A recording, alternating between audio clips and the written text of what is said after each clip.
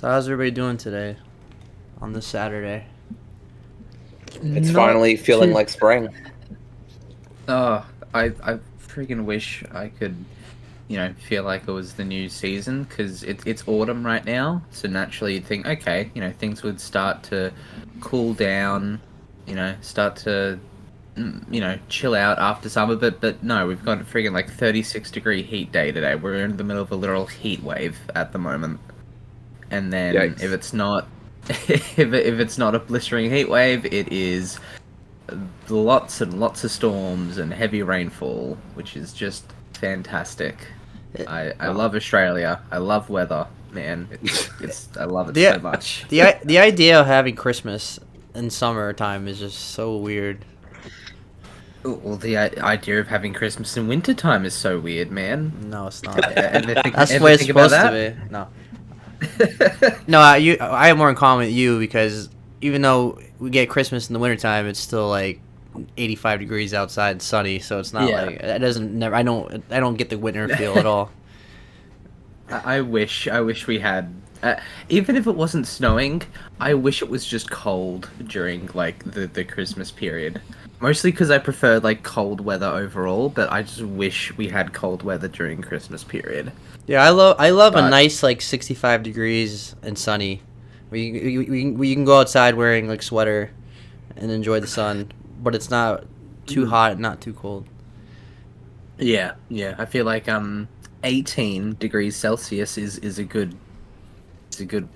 weather or Yeah. good temperature as well. I definitely didn't just look that up to do the math.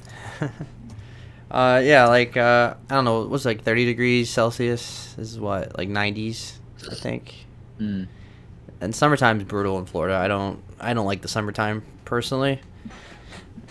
It's starting to come back because we don't really get spring here. We get summer for 3 extra months. Yeah. So Yeah, that's what it's feeling like at the moment, which I hate. It's never usually felt like this. Like I know last year it was like fairly cold already, like once it hit March, like start of March. Like I remember just like going to see the Batman when that came out like over a year ago and just being like long pants and having the jacket on and stuff because it was like actually pretty cold. And then, like, if I try to do that again this year, I'd just die instantly from, heat stroke or something. It's just still that hot, and it's ridiculous. you get used to the heat though when you live down here, I guess. You just kind of Mm. have a higher tolerance. I can wear a hoodie in 95-degree weather. I don't even think about it. I thought I could, but then this year, I don't know why, I'm just like, no, I can't do it.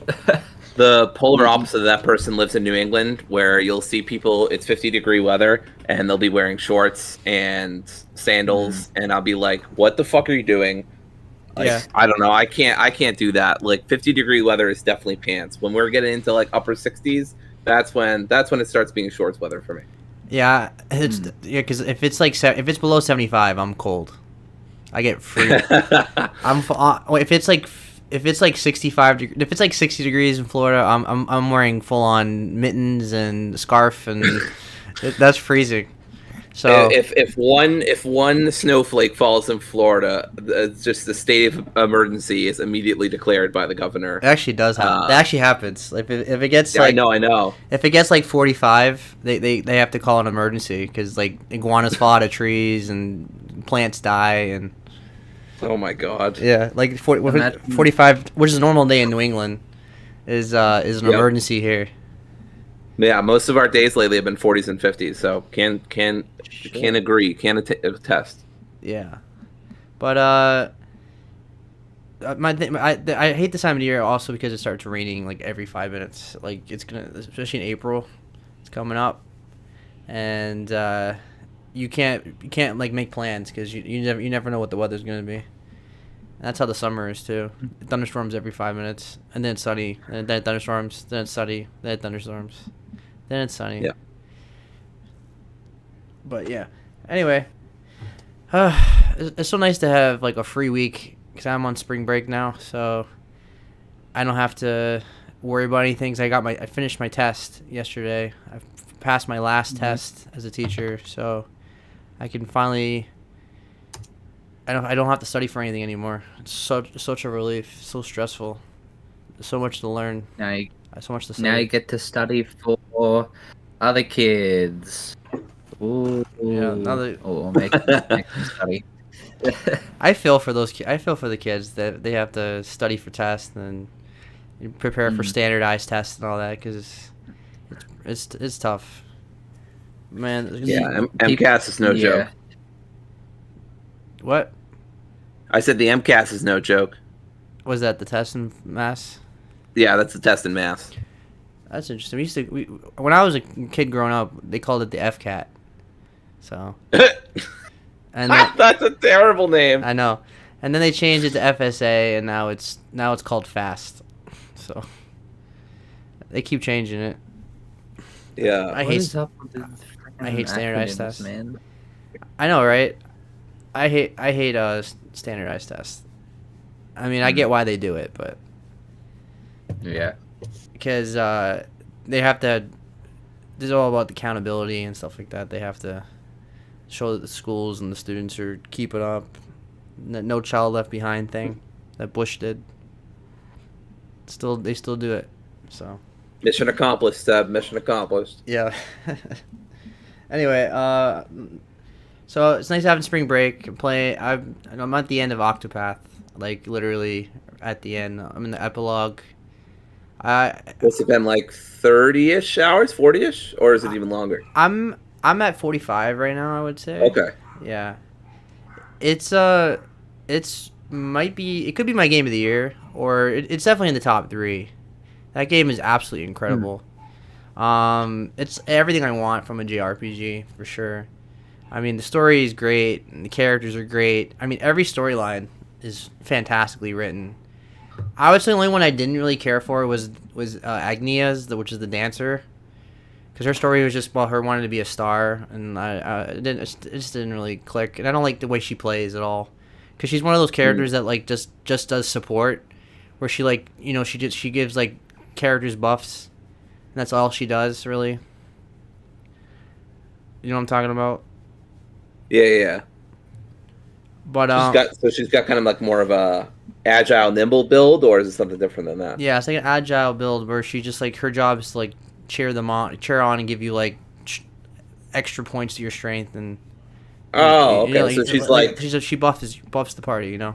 Yeah, she's like a white mage or something. I can't remember what they're called. And a blue mage. Blue mage. Thank you. I always get those colors mixed up because I didn't play enough Final Fantasy as a child. Yeah. But. Yeah, it's very traditional in that sense, but for you guys, it's not like something you guys would be into, but definitely no. But it's definitely incredible. I never played. It's definitely got its audience. Yeah, for sure. I mean, I'm not totally their audience, but like I said, I just like just give me like 2 or 3 in the year, and I'm good. I'm not gonna play like 15 of them in a year, like other people do. I think I got my itch for that for the rest of the year, or for quite a while at least. I mean, that's how I feel about Horizon Forbidden West. I'm like, I played that. I put about 75 hours into it, which is ridiculous for me. I don't usually put that much time into games.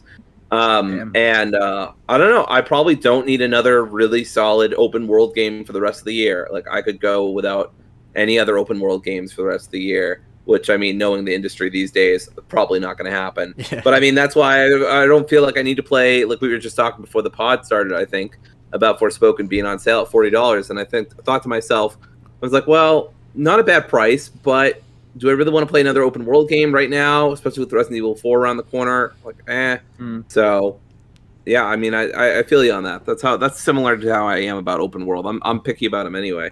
Yeah, I'm just with open world games. I get burned out with them real quick. I have to play them spaced out and play like smaller games in between, or at least linear games in between.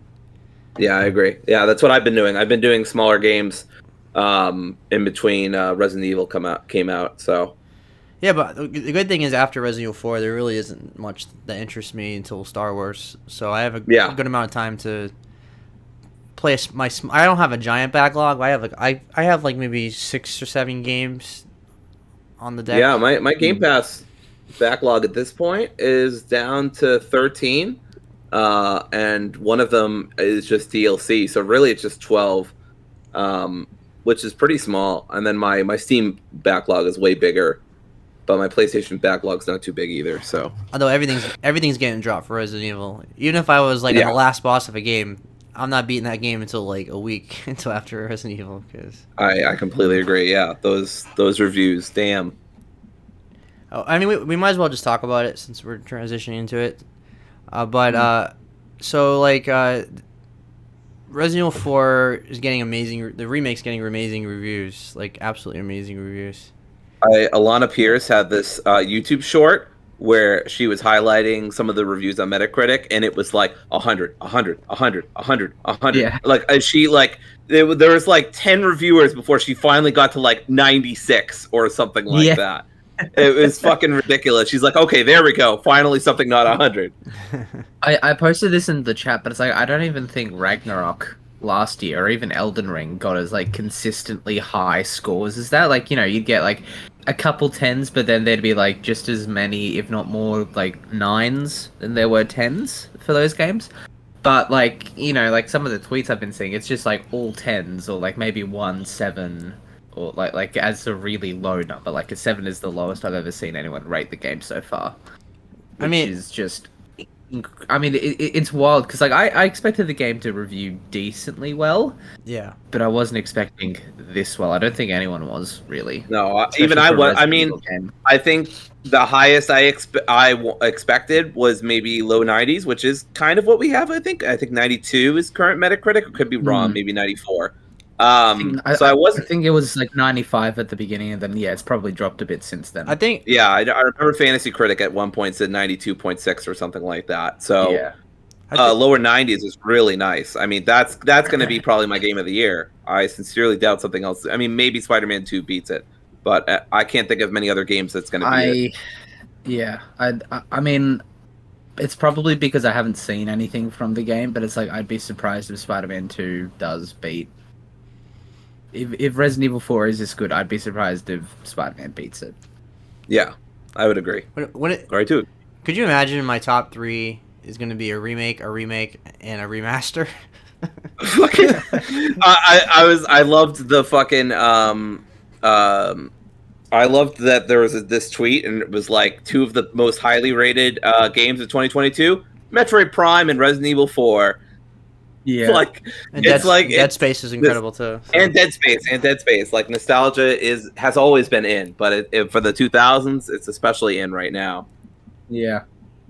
I think the funny thing is that people are trying to like diminish it or like kind of say like, oh, you know, they're not real games and they're not this, they're not that, but it's like, like I think the Dead Space, like look at the Dead Space remake compared to like Callisto Protocol, which I've been playing like back to back over the past week. Like, I really like Callisto Protocol, but Dead Space remake or even the original Dead Space just like outshines it in so many areas. I still think. Yeah, sorry, what were you gonna say? I was just gonna say it really bothers me when people are like, "Oh, well, you know, why don't people keep that same energy for video games that they keep for movie remakes?" And I'm like, it's just not the same. Like, movie remakes are way less necessary than video games. Like, with video games, there's the interaction element that means that your controls are. I mean, even Resident Evil 4. Yeah, it feels so sluggish and compared to what it used to when I was a kid. When I was a kid, that was cutting edge. Like it didn't even occur to me that you can't move and shoot at the same time. Now it's like, that's ridiculous that I have to stand still and Leon has to be like, hey, everybody, like, come fucking kill me while I'm shooting at you. That's exactly it, yeah. Yeah, it's so necessary. Like, so much more so anyway than a lot of movies are.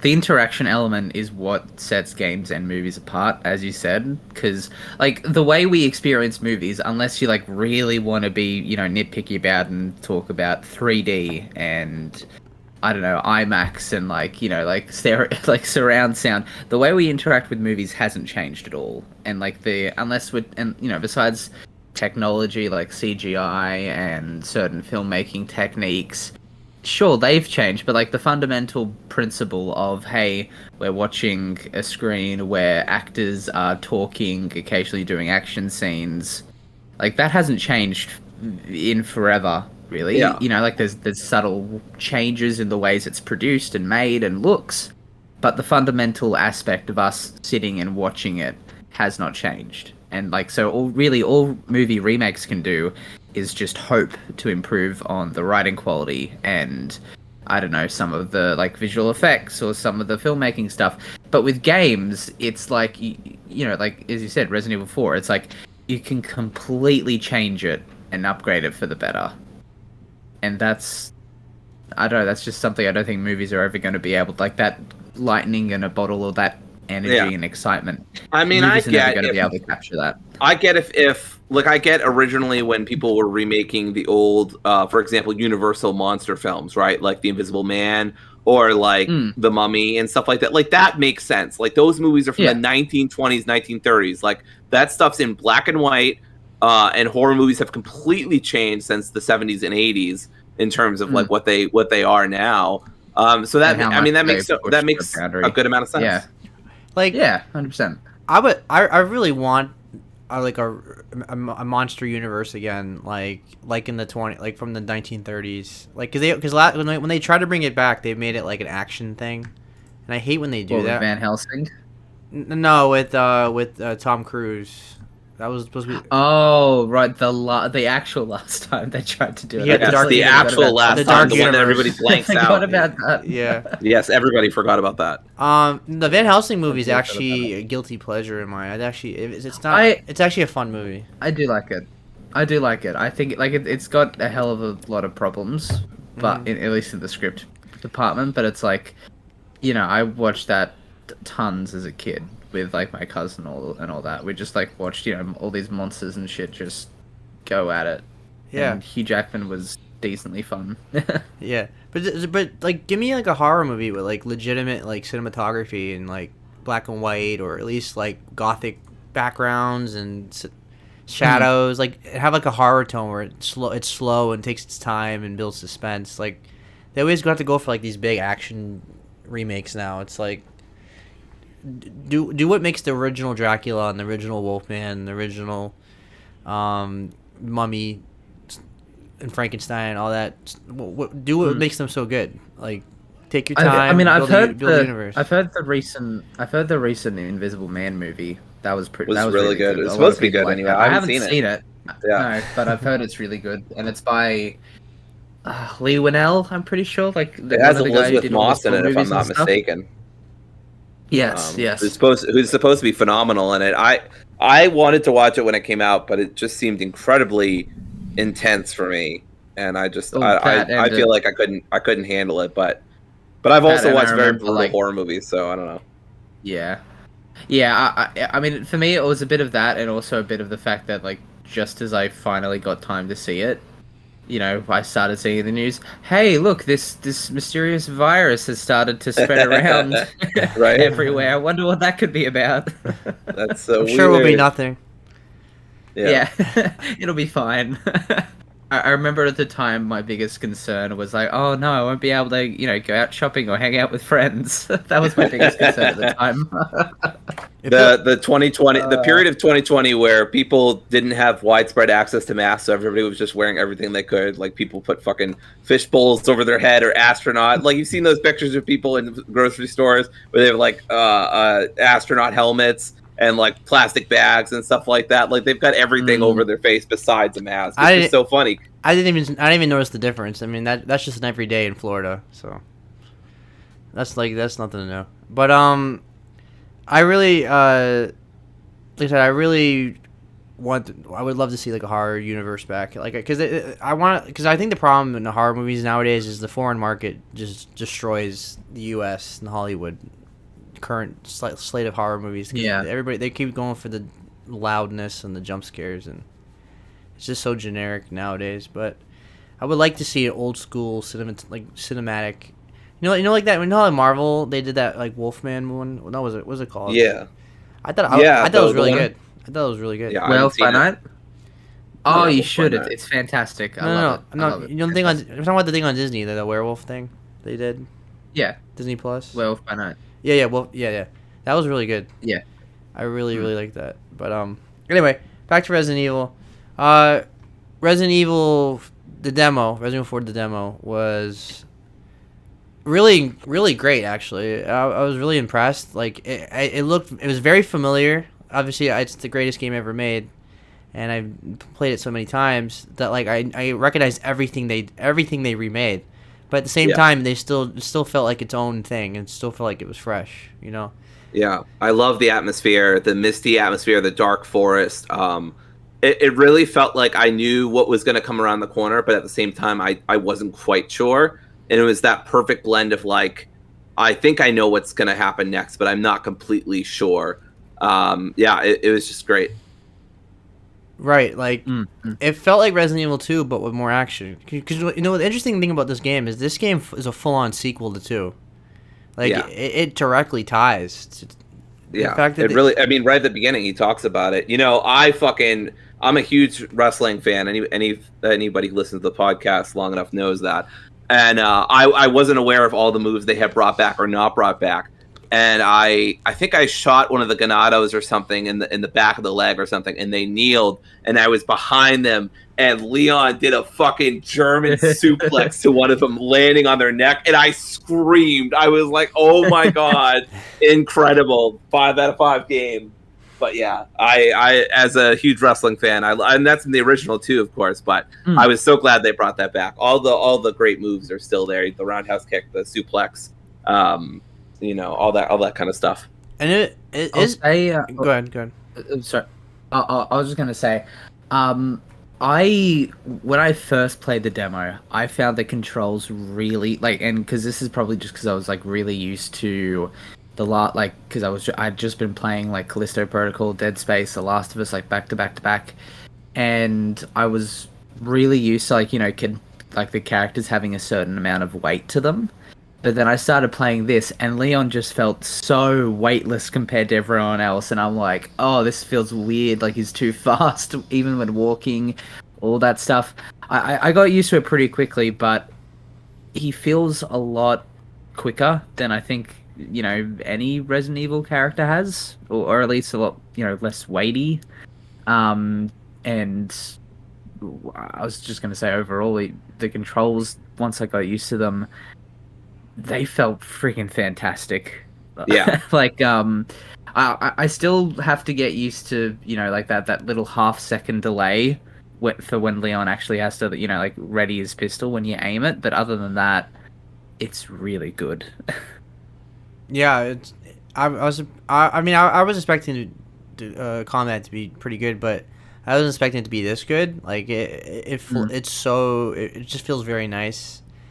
And it's tough. Like the enemies, like they can swarm you and they grab you, and then they can do like a tag team move on you. And they can hold you down. Yeah, and can hit you. The first like 2 times I tried the village fight, I died both times, and I think one time was because a villager grabbed me from behind, and I just wasn't able to break free fast enough.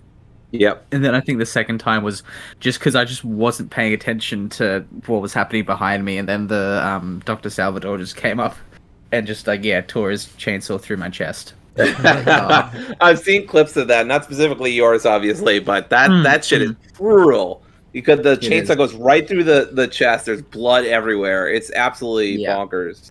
Yeah, I was lucky enough, and of course skilled enough, as was planned, to not die once on my first try, but it did take me like 19 minutes, a little under 20, so I was very careful. For the whole demo? For the whole demo, yeah. It took me about 20 minutes. Yeah. I think I was like seriously low on ammo and health by the time they were done, so it's not like I escaped unharmed or anything like that. I definitely took a few licks. Yeah, the first time I died is because for some reason on my first run I was getting nothing but pesos or whatever it's called, money. Yeah, pesos. Yeah. I wasn't getting any ammo at all. They were not. None of the enemies were dropping ammo, so I totally ran out of ammo because nothing was dropping it. So I was like, I had to basically reset and just let myself die. Yeah, that's literally the meaning of guess I'll die. Yeah.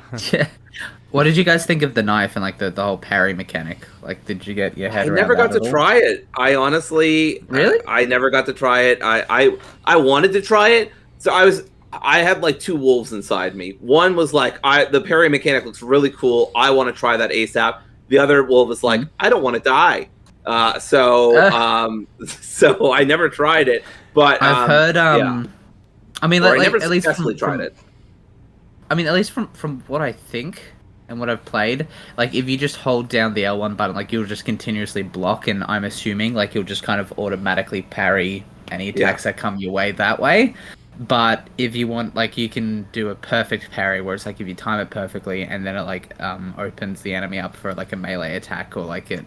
Like, I think if they're just, like, punching you without any weapons at all, I think, like, a perfect parry would just, like, completely chop their arm off or something. Like, I don't know, like, some crazy shit like that. And I say that because I saw from... I think it was Dusk Golem, or whatever his name is, that on professional difficulty, the only way you can actually land a parry at all without taking damage is to do a perfect parry. Like, you have to perfect parry unless the parry, like, otherwise the parry doesn't count, or the block doesn't count. I'm just like, oh, Christ. And I think there's a trophy that says that you have to beat professional difficulty, like, with an S rank, maybe, or, like, under a certain time limit. I don't know. It's weird. Like, it'll be a challenge, but it'll be a good one. Yeah, I mean... Yeah, I'm excited for professional. Yeah, the parry system was pretty forgiving. Like the timing it's pretty forgiving. You can parry, but you can basically parry anything, which is pretty crazy. Even the chainsaw. You can parry pitchfork, the knives, the chainsaw. Although it's pretty awesome. Although your knife does break, so you got to be careful what you parry. Yeah. I don't know exactly how I feel. The demo's not long enough for me to get an accurate feel of how where I stand, I should say, on the knife breaking, but we'll see. I mean, so far from the few reviews I've looked at, does not seem like it became a big issue because you can just go to the merchant and get it fixed up. So, and I think you can even pick up like other knives as well. Yes, like, you can pick up like a kitchen knife. I don't know if this is available in the demo, but you can pick up like kitchen knives and stuff. It doesn't have the same amount of durability or strength, but it can still do it. I think the issue I ran into with my first couple playthroughs of the demo is that like I was just acting way too conservatively about the knife. So it like instead of parrying, I was just like running away from everything. But I feel like the game just becomes a whole lot more fun when like you're in the middle of the action and when you are parrying and when you are, you know, like sort of knifing enemies on the ground. So that I feel like that's the balance Capcom have to strike well, and I'd say they have because, you know, look at the review scores. But I guess I'll just have to get my head around it when I actually pick up the game and, you know, say it's like, hey, I can repair the knife. It's okay. You can use it, you know, because I have a terrible habit of if I see a resource is limited, I just straight up don't use it. Yeah, I won't use it. All. Yeah. That was my problem with Breath of the Wild. With all due respect, I stopped wanting to use any of my weapons because I'm like, well, this is just gonna fucking break. Yeah, but I mean, other people have different preferences. Some people that makes some people happy. That's also if you even ran into any combat in the game, because combat encounters are few and far between. Yeah. I think it's designed that way. I think it's designed for you to use it when you need it, and that's about it. They don't want you to overuse the parry. I think I guess you could easily exploit the game if the knife was unbreakable. Yes. Well, because you can just fucking one-shot the Ganados with the knife to the throat. Right. So it's like, they want... I totally respect the intent here. I just want to see how well it's applied. Like, I'm not inherently against things breaking eventually. You know, like I was playing... I know this is kind of a lame example, but I was playing the newest Yakuza game. Well, I say newest, it's a remaster. But the newest Yakuza remaster. And, you know, when you're using the brawler style, you can pick up a bunch of, like... you know, chairs and tables and stuff, and all that stuff breaks after a couple hits. But that's not a big deal because there's a bunch of chairs and tables everywhere. I don't know why, but there just is. It's Yakuza, and so it doesn't really matter. So I'm not inherently against it. Yeah, it's a we'll see. Because it could get annoying. I don't know, or it might be non-issue. I don't. But I do think that how often you see the merchant and how much it is to repair the knife is what's going to determine it. I especially hope that you do not lose lose a lot when you fight with Krauser. Like, that's what I'm worried about thinking about it, because the Krauser fight is a lot more dynamic and less QTE-ish. So yeah, that's my main concern right now. Yeah. So I would say the one negative I had with this demo was the visuals in terms of like when you got into the forest areas where there was like a lot of trees, it was a bit blurry. Like there was a lot. It was a little hazy. The screen. I thought that was the mist. No, it I was. thought that was a mystery. No, when you walk, not the mist, but when you're walking through like trees, like this, like there's like areas where there's bushes around you, and you kind of have to crouch under. Like the environment was a bit blurry. It wasn't super clear. And I know it's not on my end 'cause I have an OLED television and everything, so I know people. Yeah, I know people okay. were saying I mean- that about the PS5 version, or at least the I know console I- version in general. Yeah, I know I noticed like some iffy looking textures on like some doors and floors and stuff. Like I remember that shot just as the bell goes off where I think like a Ganado drops like their knife or whatever, and like there's a puddle and Leon's reflection is in it. Really great shot, by the way. Like the cinematography and all the cutscenes is like, mwah, fantastic. Yeah, very good. Yeah. But like the texture of like all the like the ground, like I think it's just like, you know, all the leaves or dirt or grass or whatever, looked a bit too PS3, late PS2 era for me. Like it didn't take me out of it. I'm like, oh, that's terrible. You know, like 4 out of 10. Like how could Capcom push this out? Oh, think about the consumer. Rah, rah, rah. No, like I mean, but it's like it did strike me as odd when like everything else in the game looks so fantastic. Yeah, like especially the character models themselves look great. Absolutely. I mean, this is like a minor thing. Like it didn't it Yeah, didn't stand out yeah. to me like, oh my god, this looks terrible. It was just like I noticed like, yeah, like you said, the details. Sometimes it was blurry or it was the textures weren't the best, but again, nitpicky. I'm curious about the stealth elements because I generally don't like stealth, and I don't want to be forced into like having to stealth certain sections, like or it's like too much of it. Like I can do a couple things here and there, but like Evil Within, I thought Evil Within had a pretty decent balance of that, but like sometimes like I feel like you get forced where it's like you get one hit KO'd in Evil Within, for example, if you make one mistake, and I don't want to like have that situation in this game. I definitely didn't feel like that's it. You didn't have that. Yeah, you didn't get that in this demo, so I don't know. Yeah. But I'm just saying, I hope we don't get like those kind of stealth sections where if you get I think caught, the only place you're gonna maybe have required stealth to some degree is with those Wolverine knockoffs, and then that's about yeah. it. The guys in the dungeon. the Gyarados. I always From forget what the I name. heard, Yeah. from what I heard, is it the Gyarados? I think it's the Gyarados. Yeah, the Gyarados. Gyarados, Sounds yeah, right. yeah.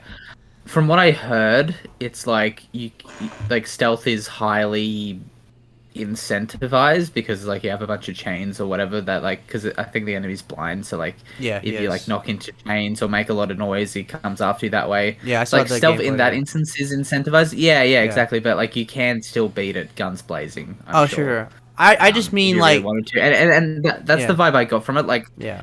I think from what I've seen at least, it's very like. I mean, you've played through Callisto Protocol, right? Seb? Like you know Yeah, I beat how, aside from those like 2 chapters, where it's like you know have all the blind enemies and stuff. Like stealth is like not pointless, but it's like you know it's like you can stealth to like help you get through a couple enemies, but like at the end of the day, you're still gonna have to go guns blazing regardless because like there's just a lot of enemies in one area. That's the vibe that I get from it. Yeah, it's more so like when Days Gone, for example, like Days Gone, there'd be stealth sections, and if you get caught, you automatically get game over, and you have to like restart the checkpoint. Or like Evil Within always had one hit enemies, or like if you got caught once, you die, and you have to start over. So I don't want anything like that. Yeah. I want like stealth to be an option, but not something you have to do. Yeah, I mean, here and there, if it's like a linear sequence or something like that, I'm cool with that. But I don't want like Resident Evil 7 where I'm like you have to like stand by in a corner and wait for the guy to walk away, and you have to like I don't want another like that kind of thing either. Did y'all hear about the hidden TMP and the chainsaw hard difficulty mode and all that stuff? Yeah, I saw that. I have not gone for either of them because I'm too afraid. I didn't either. I played I mean, it at least twice. for the main chainsaw, yeah. I chainsaw mode looks really hard. I'm gonna pass on that. my assumption is I don't think anyone discovered that. I think Capcom must have told somebody Because I don't yeah, see I probably. don't see how you could discover Oh, that on your own. I mean, I know, at least for like main chainsaw mode, I know like you can get it randomly by playing the game, but it's like someone found out like a code button that you had to prompt. do, but it's like yeah, there's no freaking way, man, that you got. Yeah, that you you would just randomly figure just unless you have to happens look into the be- fucking code or something. If you Yeah, exactly. If you go by current Capcom, they'll probably sell all the weapons like that for $5 to unlock everything. You just play it that Oh way. yeah. Because Capcom's been doing that. I imagine if there's just like an unlock all weapon upgrades or something, like purchases that you can make. Like, no, stop it. No, Resident Evil 4 is really fun when you get those special guns. So like, my first playthrough, I'll definitely play it regularly. Obviously, I don't want to ruin the game for myself. But then I want like if I get like a lightsaber or something like Resident Evil 7 in third person mode, that sounds really fun. Just to go swinging with like a lightsaber. Jedi Academy is back in order, back in session. Right, because that actually was one of the cool things in Resident Evil Village. You can actually get a lightsaber. Especially in Shit, do you? Yeah, especially in VR, it's even better. It just becomes a Star Wars game with zombies. Werewolves, yeah. So overall, I thought the demo was really impressive. It was a good pace and everything. It was basically the first 10 minutes of the game, first 10, 15 minutes. It looked great. Soundtrack was cool. The atmosphere was great. I love how like it just enhanced everything. Even the opening cutscene was just enhanced. Like I love that like they're actually. I love that like they're showing. They actually showed Leon like his training and how he became an agent. We vaguely got that in the original timeline. Like we everything, most of what we know about him and Krauser was in Dark Side Chronicles, and they basically did a big time jump in Resident Evil and without telling us, because it went from Code Veronica to 4, and that's like a 7-year jump. I was like, oh yeah, by the way, Umbrella's gone. Oh, they just closed down. That's basically how They've closed down their door. It says right on there. Sorry, we're closed. Yeah, the main antagonists of the whole series, they're out. They're not. They don't exist anymore. To be fair, I kind of respect Capcom for just like hyping up this like a big, you know, enemy force, or not enemy force, like enemy pharmaceutical company for like years and years and years and games and games and games to that point, and then just like for their next big release, like, yep, they're done, they're gone. But bye. I do wish that like they showed the downfall of Umbrella better than like using like a Wii game, a light gun Wii game on a rails to show Umbrella's downfall. Like most people are not going to play. I completely forgot about those. Yeah. Yeah, the Dark Side Chronicles is like legitimately canon. It shows you like how Krauser and Leon were like partners and all that. It has a whole canon storyline. And it's pretty it's actually a pretty decent game, but it'd be cool if we get like flashbacks of like Krauser and Leon like working together. Maybe Krauser just says over narration, Leon, you remember when we had a light gun? Leon, what's a light gun? Well, I mean, they do. And then it zooms in and then it cuts to the scene. That's right. They do directly call out what it was, Operation Javier, I think it was called in that game. Like they do directly call it out. Yeah, they actually did mention it vaguely, I think. So. In their boss fight. So yeah, or like I'm pretty sure like there's a line in like their knife fight where it's like Kraus is like, or I think it was Leon, where it's like, hey, remember Operation Javier or something like that. Do you remember? Imagine if he was like, do you remember Dark Side Chronicles on the Wii? What is this? Some kind of Dark Side Chronicles? Where's everybody going? Where's everybody going to play Nintendo Wii? There we go. I couldn't finish it. You know, the one thing I know that we will get with this remake is justice for Mike, and that we'll finally have Leon going to the bar with Mike, and he won't tragically die from an RPG. So that'll be good. No, it's a helicopter. Yes. It's destiny. Helicopters don't last in Resident Evil. True. I think the only in horror movies in general. I think the only time a helicopter survived in Resident Evil was the first game. Ironically, because they escape on the helicopter. Well, I mean, the second one, you know, because like at the very beginning. Well, 3. Actually. What about the Resident Evil 3? Yeah, Jill escapes on the helicopter. Yeah, Jill escapes. But it takes her a couple. I mean, at least Yeah, I was gonna say takes her a couple of helicopters. Like there's, I mean, I know in the remake there's like one that Nemesis blows up at the very beginning, and then in the original, Of course. she's like at the clock tower, and My then man's back in there's a heat. helicopter there. And then the original Nikolai flies a helicopter and shoots at you, and you shoot him down. Right, You yeah. shoot him down. Oh wow, they got rid of that. So too. many. All right, well anyway, So many innocent people's taxpayer dollars wasted on That's right. helicopters. The real Umbrella Corporation is the destruction of helicopters in Resident Evil. Yes. Yeah, I mean, yeah, it's almost a staple. It's like tradition. Like it's like Yeah. helicopters getting blown up by a rocket launcher, and, mean, you think about it on and self-destruct system at the end. And you think about it on a meta level. I mean, it makes sense because helicopters are a really easy way for the main characters to get out of the thing. I mean, even in George A. Romero's original Dawn of the Dead, right? They have a helicopter, but eventually they have to land in a mall. I think this is Dawn of the Dead, and eventually it runs out of fuel, so it's unusable for the rest of the fucking film. Yeah, So yeah, it's not Resident Evil if something doesn't blow up at the end. exactly. Yeah. All right, anything else you guys want to add about the demo?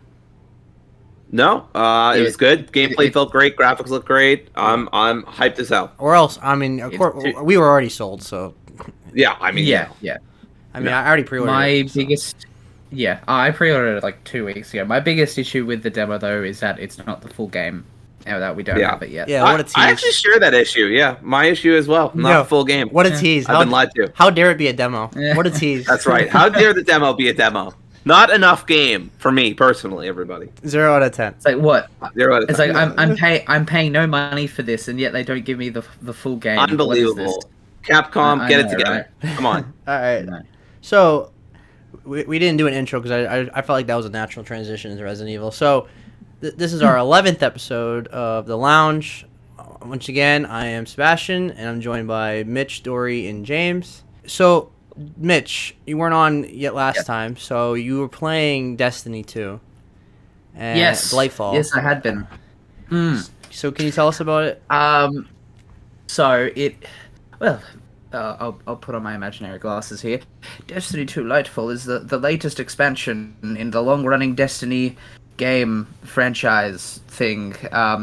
And honestly, because last year was Witch Queen, which I think everybody would agree was the best expansion Destiny's ever had.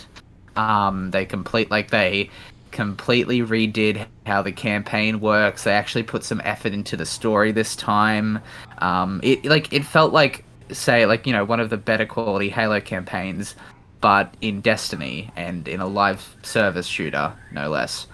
And I remember being fairly excited for Lightfall because essentially they teased this as being like, well, because for context, essentially with the way Destiny 2 story is going, this is the second last expansion in like their Light and Dark saga. So they have this Lightfall, and then the next expansion, the Final Shape, will like conclude or wrap up the current big overarching story that they're telling.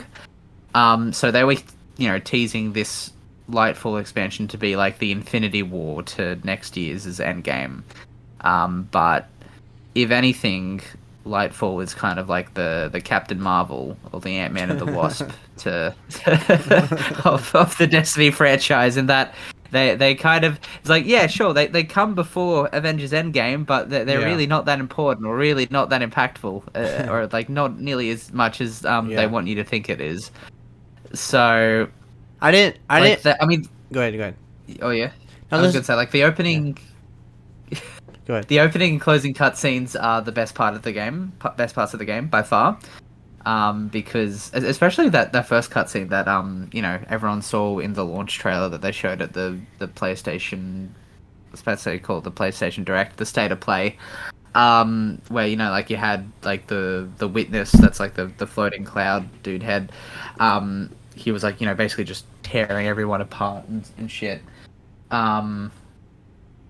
But, like, you know, the opening cutscene, they had actual stakes, and, you know, like, the enemy that we've been hearing about for so many years is actually, like, you know, basically right in front of all the characters and stuff, so that everyone's like freaking the fuck out, thinking like, oh shit, you know, like, here it comes, and he just tears everyone apart, and then all of a sudden your character just, pops off to Neptune, on, like, the little other side of the solar system, and then we do, like, a side quest about this thing called the Veil. Well, not a side quest, but, like, it feels like a side quest because it's so disconnected from the main interesting stuff that's happening. But basically we're trying, like, there's this whole city on Neptune, and then they have these Cloud Strider people that are, like 9-foot tall, buff, metal, Silver Surfer guys or people, and that's really it's like a neon cyberpunk type aesthetic for the city, but for some reason all of the people on Neptune or Neomuna, as I think they call it, are the most annoying characters I have ever heard. One of the characters, Rohan, he's like the older type guy, like mentor figure, and he's okay, but he doesn't really get much development. And then the main Cloud Strider that you spend most of the game with, Nimbus, I think they're alright.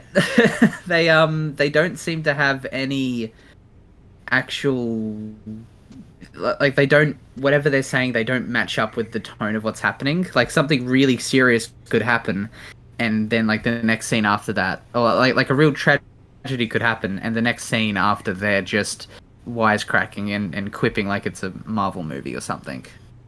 And it's like, you let me down, Bungie. From what I've heard, that, like, I don't know anything about the story at all, but from what I'm hearing from, like, Destiny fans is that, like, the story is a mess. Like, even people that know the lore, like, extremely well, or even, like, I have no idea where it's going.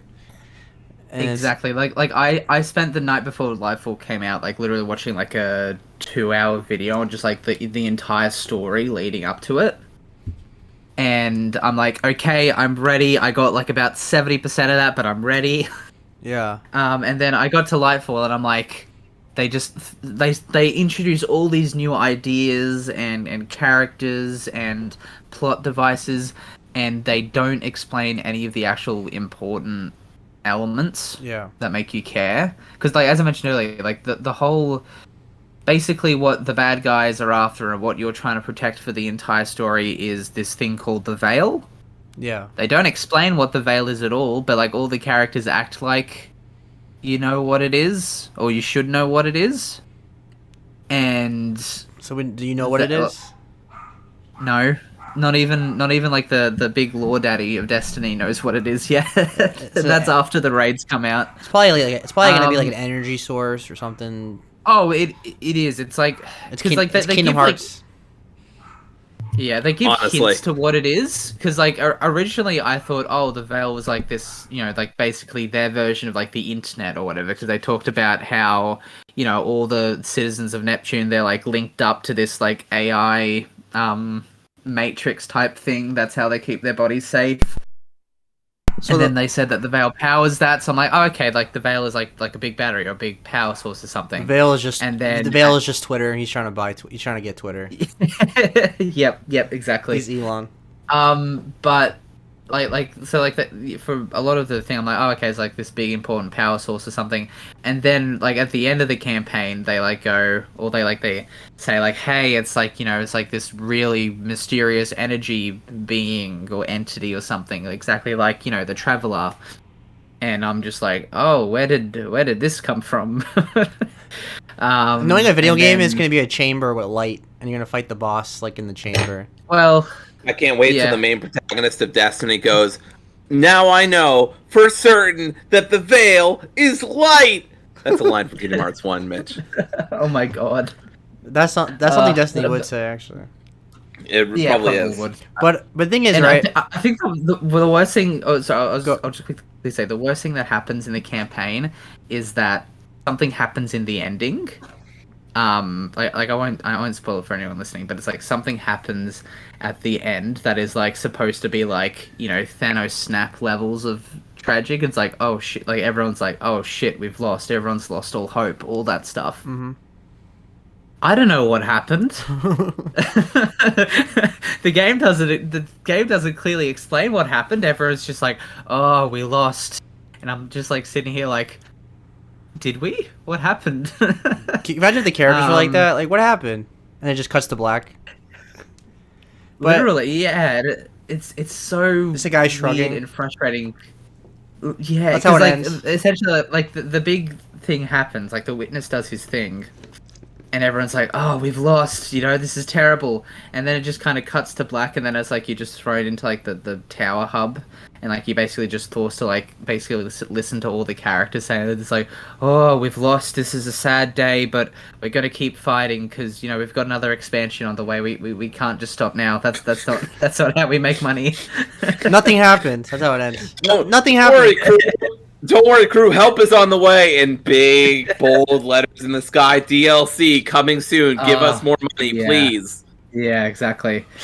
I mean, like, I will say that, like, they have, once you beat the campaign, they have a couple story side missions that you can unlock, like, you know, some cool weapons and exotics with.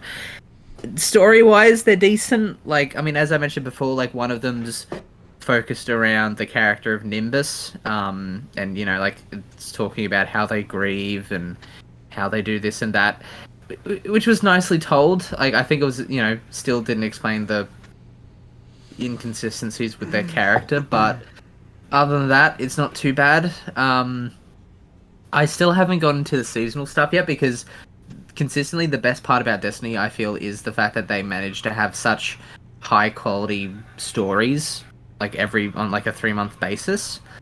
Even if the gameplay itself can get a bit repetitive, which I mean you kind of have to, you know, take just with games like this.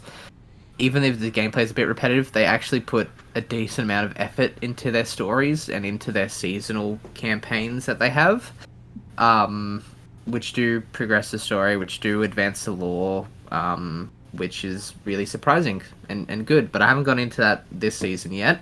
I've really just been, you know, grinding out a bunch of the Lightfall stuff. I haven't played the raid. I haven't played any raid at all. But I've heard mixed to okay things on it. But I think that my biggest problem with Destiny is that like they lock such significant story events or story beats behind the raid, and it's like unless you can get like, you know, a 6-player team that all are like, you know, quite knowledgeable with how Destiny's loot mechanics work and who are all high level, like it's a very niche thing to kind of lock, you know, a decent amount of the story behind, I feel, which is a bit unfair, but yeah. Oh well. I think the problem with Thank goodness. Go ahead. Oh, I was about to say, thank goodness no other well-known franchises put a lot of their story behind side games or DLC content, or even completely different content that has really nothing to do with video games at all. Good thing. Destiny Kingdom Hearts crossover when? When? Bungie, make it happen. Can you imagine a But Kingdom anyway, Hearts Seth. game that's first person and you see the Keyblade and you swing at it and you get loot? You know, you And you can get actually loot. play Kingdom Hearts 2 in first person. I know a lot of people don't know this, but you can press the center button on the PlayStation controller, and then you're in first person. Although as soon as you get hit, I think it knocks you out of it. Yeah. But anyway, I do remember. yeah. that. So a no hit first person run for Kingdom Hearts 2. Let's go. No, yeah, no, they should do a first person Kingdom Hearts game with the Keyblade and you actually see like the fist run up and swing at things.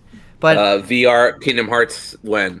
yeah, right. But the problem with Destiny is the fact that like it's hard for new players to get into. Like you just get overwhelmed. Oh, with yeah. players. You walk in.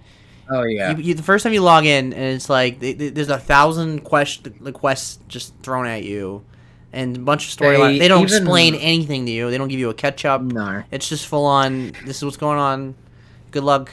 They tried to address that somewhat with this expansion because they introduced something called Guardian ranks, which is basically like a progression system that like has certain like the only way to like advance in the ranks and your level is to complete certain objectives, but like what those objectives do is they kind of like slowly introduce you or like guide you through like which missions and what mechanics to do first. Yeah. Which is cool, but it's like I think, you know, like even then people are still reporting issues that like they're trying out Destiny for the first time and they're still freaking confused Yeah, that's the about thing. what to do. And like And like that's I think that's the big issue is that like even what you could say 10 years on or when did Destiny 2 come out? Like 2017. So like even like 6 years in now to Destiny 2, like people are still having issues actually getting started Yeah. with what's happening. That's the thing, And it doesn't help. It doesn't help either that like a lot of the like essentially like the first 2 or 3 years of Destiny 2, you just can't play. You cannot play it anymore, which is ridiculous. Like because I of, did like I mean stuff or because of game mechanics or as far as I'm aware, it's just because they had to take it out. One, I mean, they hid it behind story and lore reasons because like like I remember back in 2020 when they had the big Beyond Light expansion, they essentially did like a rejig of the entire Destiny 2 thing because it was just getting way too crowded with like destinations and map icons and stuff. So they kind of wiped a lot of the like planets out of the game, but in doing so, they had to take the DLC and content that was on them with it. So that meant that like the original story campaign that Destiny 2 came with, and I think like the first 2 expansions or like mini DLCs, they were just completely taken out of the game. And then I think last year or the year before that, the Forspoken expansion was taken out of the game, which is like the big expansion that really, propelled Destiny 2 forwards in a lot of people's eyes. And you just can't play it anymore. And like I mean, like luckily I managed to play through the main original Destiny 2 campaign back when it launched, and I played through Forspoken like just before it got wiped out of the game. But like those first 2 DLCs, never played it. Never played them. I mean, I heard they were crap anyway, so I don't really care all that much. But it's like, it basically makes anyone who's trying to legitimately engage with the story and world and game impossible now. At least without a long YouTube video. That's the thing. It's challenging for MMOs to have for people to jump into because there's an ongoing story. But other games have done a better job of like, sure, there's an ongoing story and there's like character changes that you wouldn't know unless you experienced their past stories, but they should always be like if someone comes in the first day, like they should be able to understand the overarching story of that expansion only, where everything just makes sense instead of connecting everything all the time, where it's like if you don't know any of the past games or past expansions, you're screwed. Yes. And that's the problem. like sometimes connecting everything is a little overrated. Okay, like I just think when you said like, oh well, they explained that the past games are literally inaccessible through lore reasons. I'm like, just issue a company statement like everybody else, you fucking weirdos. Like you don't need to be extra as to say but the veil obscures us from the earlier experience. Like, come on, man. They and I mean, I'm pretty sure one of the main reasons just because, like, simply put, they were running out of, like, actual memory or storage space, like, not even just, like, the storage space for, like, or the install size for the app itself as a player, like, for the devs themselves, there was just too much content with all the expansions and stuff. There was just too much content. This is another problem. They literally had to take it out because it's like we do not have room. This is like the issue with live service games. Like they only work for so long. I mean, you can only put so many damn pixels in a fucking game. And I mean, like what I think now, like the size file for. Fuck me, the file size for Destiny 2 is still like 100 gigabytes or so. But like, I mean, that's Call of Duty when like you don't have even like the campaign or zombies installed. That's true. I just don't think. I mean, either Activision are just like actively incapable of file management for their games, or they just like are intentionally inflating the size of the game on like consoles and stuff just to like make them not play anything else. But it's like, for me at least, that makes me think the exact opposite. Like I see, oh, okay, it's a massive file size. I'm just not going to bother with it at all because I want to play other games. So, yeah, that's my thing. That's why I have a hard time with the multiplayer on Call of Duty because I don't feel like keeping it on my system because I feel like I want to play something Yeah. else and I gotta delete things. It's like Exactly. I'd rather just do the campaign and get out of there. But That's it. Exactly. For the sake of time, anything else you want to say before we move on? I do want to say last thing is that obviously yesterday Lance Reddick passed away, which Oh yeah. no one saw coming. I mean that's kind of freaking obvious, but like completely threw me for a loop when I woke up yesterday morning. And yeah, like I don't think I've been as I wasn't mourning or crying or anything, but it's like I don't think I've been like as like sad or bummed out about a celebrity passing away in a long time, except for like maybe Kevin Conroy and such. Because not only for the fact that like he was a fantastic actor with like a lot of big roles and stuff ahead of him. I don't know. It's just going to be sad now whenever I go to Zavala, because that's the character he plays in Destiny. It's just going to be sad now whenever I go up to Zavala to pick up some bounties and I just hear the voice down. I'm like, oh man, that sucks. Yeah, that was I mean, it really sad. sucks. It sucks because he's been set up. The character he plays in Horizon has been set up to be the main antagonist for the past 3 games, and now he doesn't even get to voice him in the 3rd game. If I remember correctly, with the ending of Forbidden West, though, isn't it? Do they kind of leave him as like an unknown or an uneasy ally? Yeah, that's true. That's true. Yeah. So like, okay. Either way, that's also to say that it's like I feel like they end Silent's character in Forbidden West, where it's like, okay, if he was to like not return or not come back, I'd be okay with where they left his character. Yeah. Because I'd rather them not recast him or anything, because that'd just be that'd just be weird. So, movies and stuff. Movies and stuff are weird enough as it is, but it's like, funnily enough, I feel like games are like, Well, the thing is, right? Not as good. The Percy Jackson series we're getting on Disney Plus. Yes. He's playing Zeus. Yeah. And they already imagine a big role. And they already filmed. Yeah. And they already filmed it. So it's gonna be curious how they handle season 2 now, because Lance Reddick's playing Zeus. So it's like Zeus went to go off to philander with some Greek women and won't be back for another few seasons. Yeah, so I'm curious. They're obviously gonna have to recast it because you can't just not have him in that series. Yeah. But I also want to say, obviously, even though we're talking about all these roles and stuff that he won't be able to do now, obviously it's just really sad. The guy was only 60. It's not that old. It's a damn shame. He's been great in everything I've been hearing about him. He was in The Wire. Obviously, he was in Destiny. He was great in Forbidden Horizon. It's just more to the point. It just really sucks. It was so sudden. Yesterday, I was so happy to finish my test, and I was having a great day, and then all of a sudden on Twitter I see that he died, and I was like, what? I couldn't believe it. It was just so out of nowhere.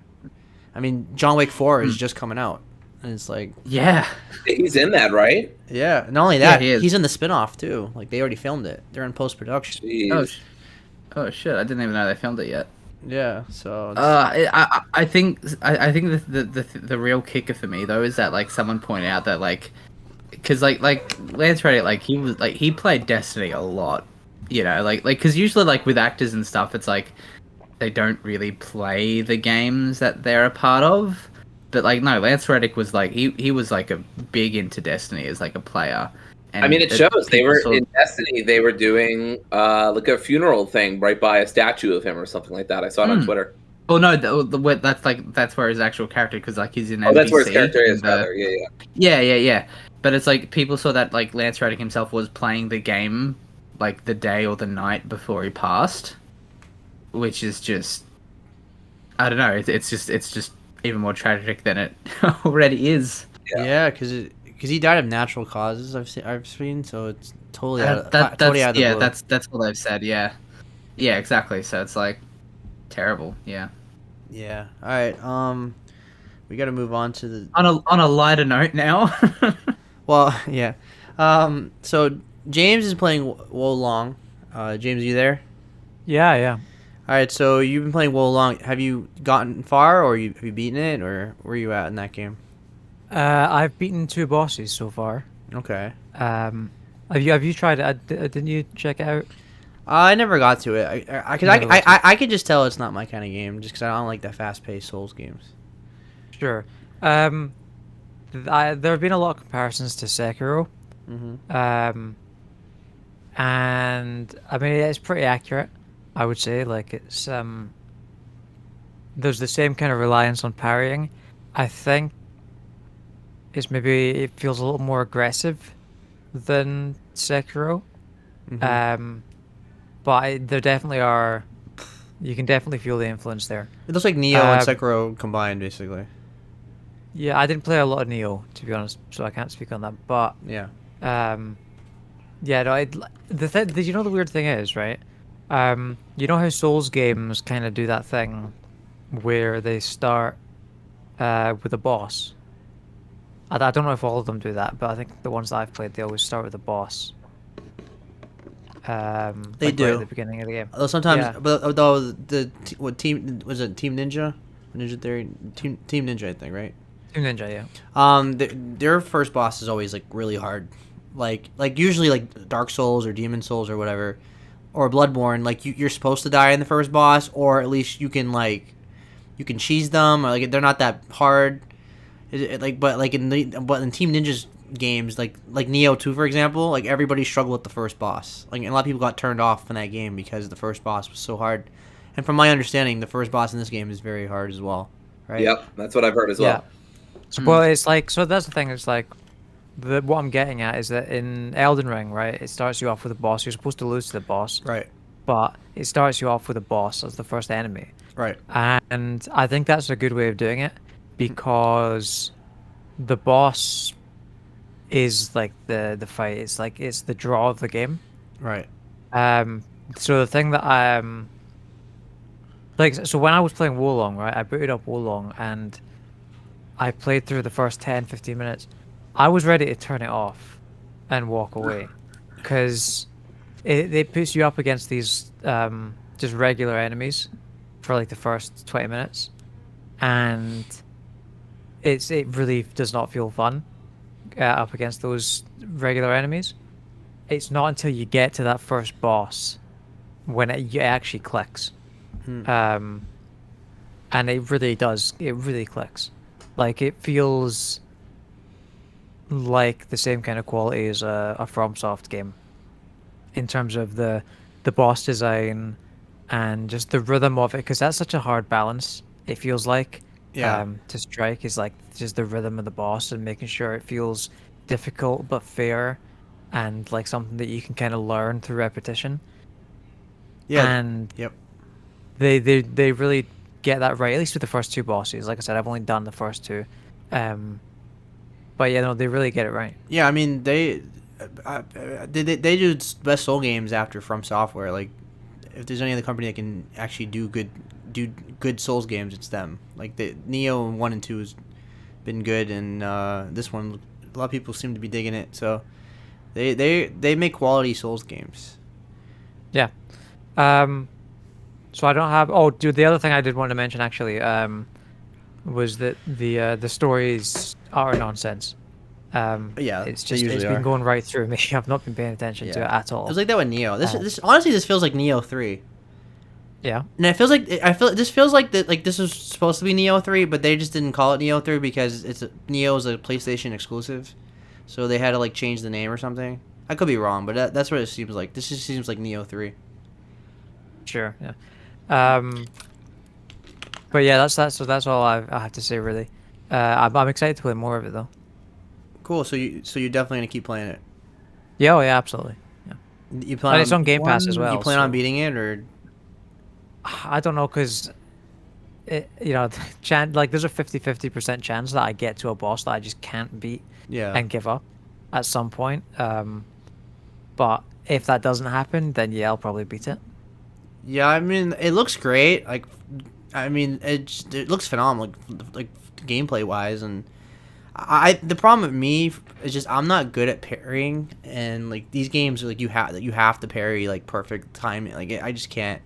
I just prefer the Souls games where I can take my time, dodge out of the way, play defense. I don't like being forced to like constantly dodge and react every second. That's just That's not my kind of the game. difference as well, like between this and Sekiro, is that in Sekiro, you parry by blocking at the right moment. Right. But in this, there is no block. It's just a parry Right. button.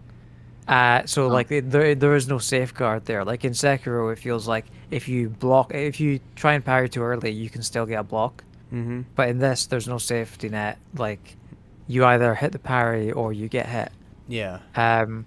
And at first I didn't like that, but now I kind of think maybe I do, because it makes it easier, I think, to learn when you need to hit the button. Right. And so eventually, like, you get into the rhythm and you learn exactly when the attacks are going to hit, and then you beat the boss. Right. And yeah, it feels really great. Cool. I've tried every Team Ninja game and it just never clicks with me. Like I got pretty far into Neo and then I put it down, and then Neo 2, I didn't like the first boss, and I'm just not in the mood. Like I was just in the headspace for it. They're just not for me. I've tried them all, but yeah, I could tell just by looking at it. Like the fact that like there's a lot of particle effects on the screen, and you keep getting sworn by like all these effects. There's like too much going on for me. Did you feel like that, or? I actually haven't noticed that. I'm playing on Series S, Yeah. so I don't know if maybe the particle effects are toned down or something. Yeah. But I mean, I just haven't noticed anything obnoxious. Gotcha. There's a nice system with the bosses where they have kind of two sets of attacks. They have just regular attacks, and then they have these big high damage attacks where they kind of start glowing red. Yeah. And it's kind of like this risk reward thing where those attacks will do more damage to you if you don't parry them, but if you parry them, like, that'll take a huge chunk off of their stamina bar or whatever, which will allow you to get closer to a bigger like damage attack. Because once you get the stamina bar down, you can do the spirit attack or whatever it's called, and do this massive kind of animation attack that does a lot of damage. So the only issue that I had with that first boss, and I think that boss was certainly a lot more difficult than the second one, is that the regular attacks seemed a lot more difficult to tell like when they were going to come in. Yeah. But the big attacks, they're really easy to kind of telegraph. Gotcha. I mean, I've seen so much gameplay of this game because a lot of my timeline was digging the game, and they're showing all their bosses they were fighting and everything. And so like the first boss, you have to like do what you said, is like parry like the big glowing red move, because to beat it really, because you can do massive damage on them if you do that. Yeah. And it's really hard if you don't do that. Like the fact that you have to like watch videos to like learn how to do strategies for like the first boss. It's just, I don't know. It's just. I'm just not in the headspace for it. I think it is. Maybe I'm just an elite pro gamer. I guess. But I didn't have to do that. Like, yes, people are doing that. I mean, he was tough, but I beat him Sure. well enough. Yeah, I could probably do it. I just don't want to. It's that weird James, thing though. Like, it's that weird thing that happens with every Souls boss, whereas that happened to me as well with this, is where I do really well on the first attempt, and like I get to the second phase, Yes, that happens to me. and then the next 10, 20 times I just can't get back to there for some reason. That happens to me when I'm fighting like super bosses in Kingdom Hearts 3 on critical. I'll whoop the boss's ass, and then I'll be like, I'll die, and I'll be like, well, I got this. This is fine. Yeah. 20 attempts later. Okay, all right. I don't know what happened. Something happened along the way. Right. Yeah, it's a pain. Mitch, you were gonna say something? I was just gonna say James really is like, a pro gamer. He, as you all know, he got the platinum trophy in Resident Evil 3. He beat it on Inferno difficulty. I hate you so against much, Mitch. Nemesis. So much. Can we not bring this one thing up when James is talking every time? That boss was actually. I mean, that was the hardest bosses I ever faced. Or legitimately. Okay. On Inferno I difficulty. legitimately, I was gonna like mention it's like, oh yes, James, as we all know, like Platinum Doom Eternal, but that'd just make me sound like more of a snob. So I'm like, no, I'll go for the safe Resident Evil 3. Well, I have the You're platinum. also- I have the platinum you- Bloodborne. Resident Evil 3 joke, of course. I have You the Platinum platinum. Doom Eternal. I got the platinum Yes, I was Bloodborne about and to Elden say. Ring. Exactly. Yeah. That's it. That's it. It's like, oh, James Platinum Doom Eternal. Oh wait, no, that was me. You Platinum. I Platinum Fall Guys. I would have laughed. That's my claim to fame. is I Platinum Fall Okay. Guys. That's fair. I think my claim to That's fame is fair. Silent Hill 2 because that platinum is like Yes. I think it's like 0.5% Is- or 1% people have it. My claim to Un- fame is having barely any ungodly. platinums, except for like maybe Miles Morales and narrative games where you default get the platinum at the end. So that's my claim to fame. Don't worry, platinums are just Telltale platinums. They're all just Telltale games. It's Spider-Man. That's Spider-Man. Why did you play Telltale Jurassic Park? Look, I needed the platinum, okay? Seb wouldn't talk to me at least until I at least had 5. Yeah, that's to be on this podcast. You have to have at So, least 5. I'm a. this many platinums to talk on this podcast. There's tiers here. There's You have tears. to- Yeah, you have- yeah. I'm a trophy hunter. I have all the platinums in all the Telltale games. I'm a trophy That's hunter. right. That's right. I do. I actually have every platinum for every Telltale game. Can't wait till Wolf Among Us 2 comes out so I get another platinum. It got delayed again, which just pissed me off. I know. Oh, I heard about that. Oof. Yeah, I mean, I don't know what the quality of the game. I don't know where it's at, so I can't say it wasn't deserved, and I don't know. But we haven't got anything about it. I wish they were a little more transparent. Like maybe do another teaser or something, or like give us some like updates. But Something. yeah, because it's not the same Telltale Anyway. either, so that's my concern. Yeah, exactly. Yeah. But anyway, Wolong. Yeah, but anyway, Yes. anything else you want to mention about Wolong? No, I think that was it. Just that once again, it's on Game Pass, so it's Yeah. definitely if you're unsure about it, it's definitely worth just Yeah. taking 5 minutes to check out. Actually, no, don't give it 5 minutes. At least get to the first boss, because like I said, I was gonna turn it off. Yeah. before I got to that first boss. That's So why- you need to get to the first boss to give it a proper shake, I think. Yeah, that's my favorite part of Game Pass is the fact that you can test out games without having to pay for it. I mean, the fact I do like that like PlayStation has the premium where like you get like 6 hours of the game if you have the premium. But so I got to play like a bunch of games that I normally wouldn't buy. That's cool, but I shout out to Game Pass and the fact that like I was able to play Atomic Heart. And I didn't really like it, so I put it down. But I didn't have to buy it. And then Wolong, I could tell I won't really be into it. But I can at least try it. So I had 2 experiences recently with Game Pass where I tried Superliminal and I tried Road 96, and I decided both those games were not for me.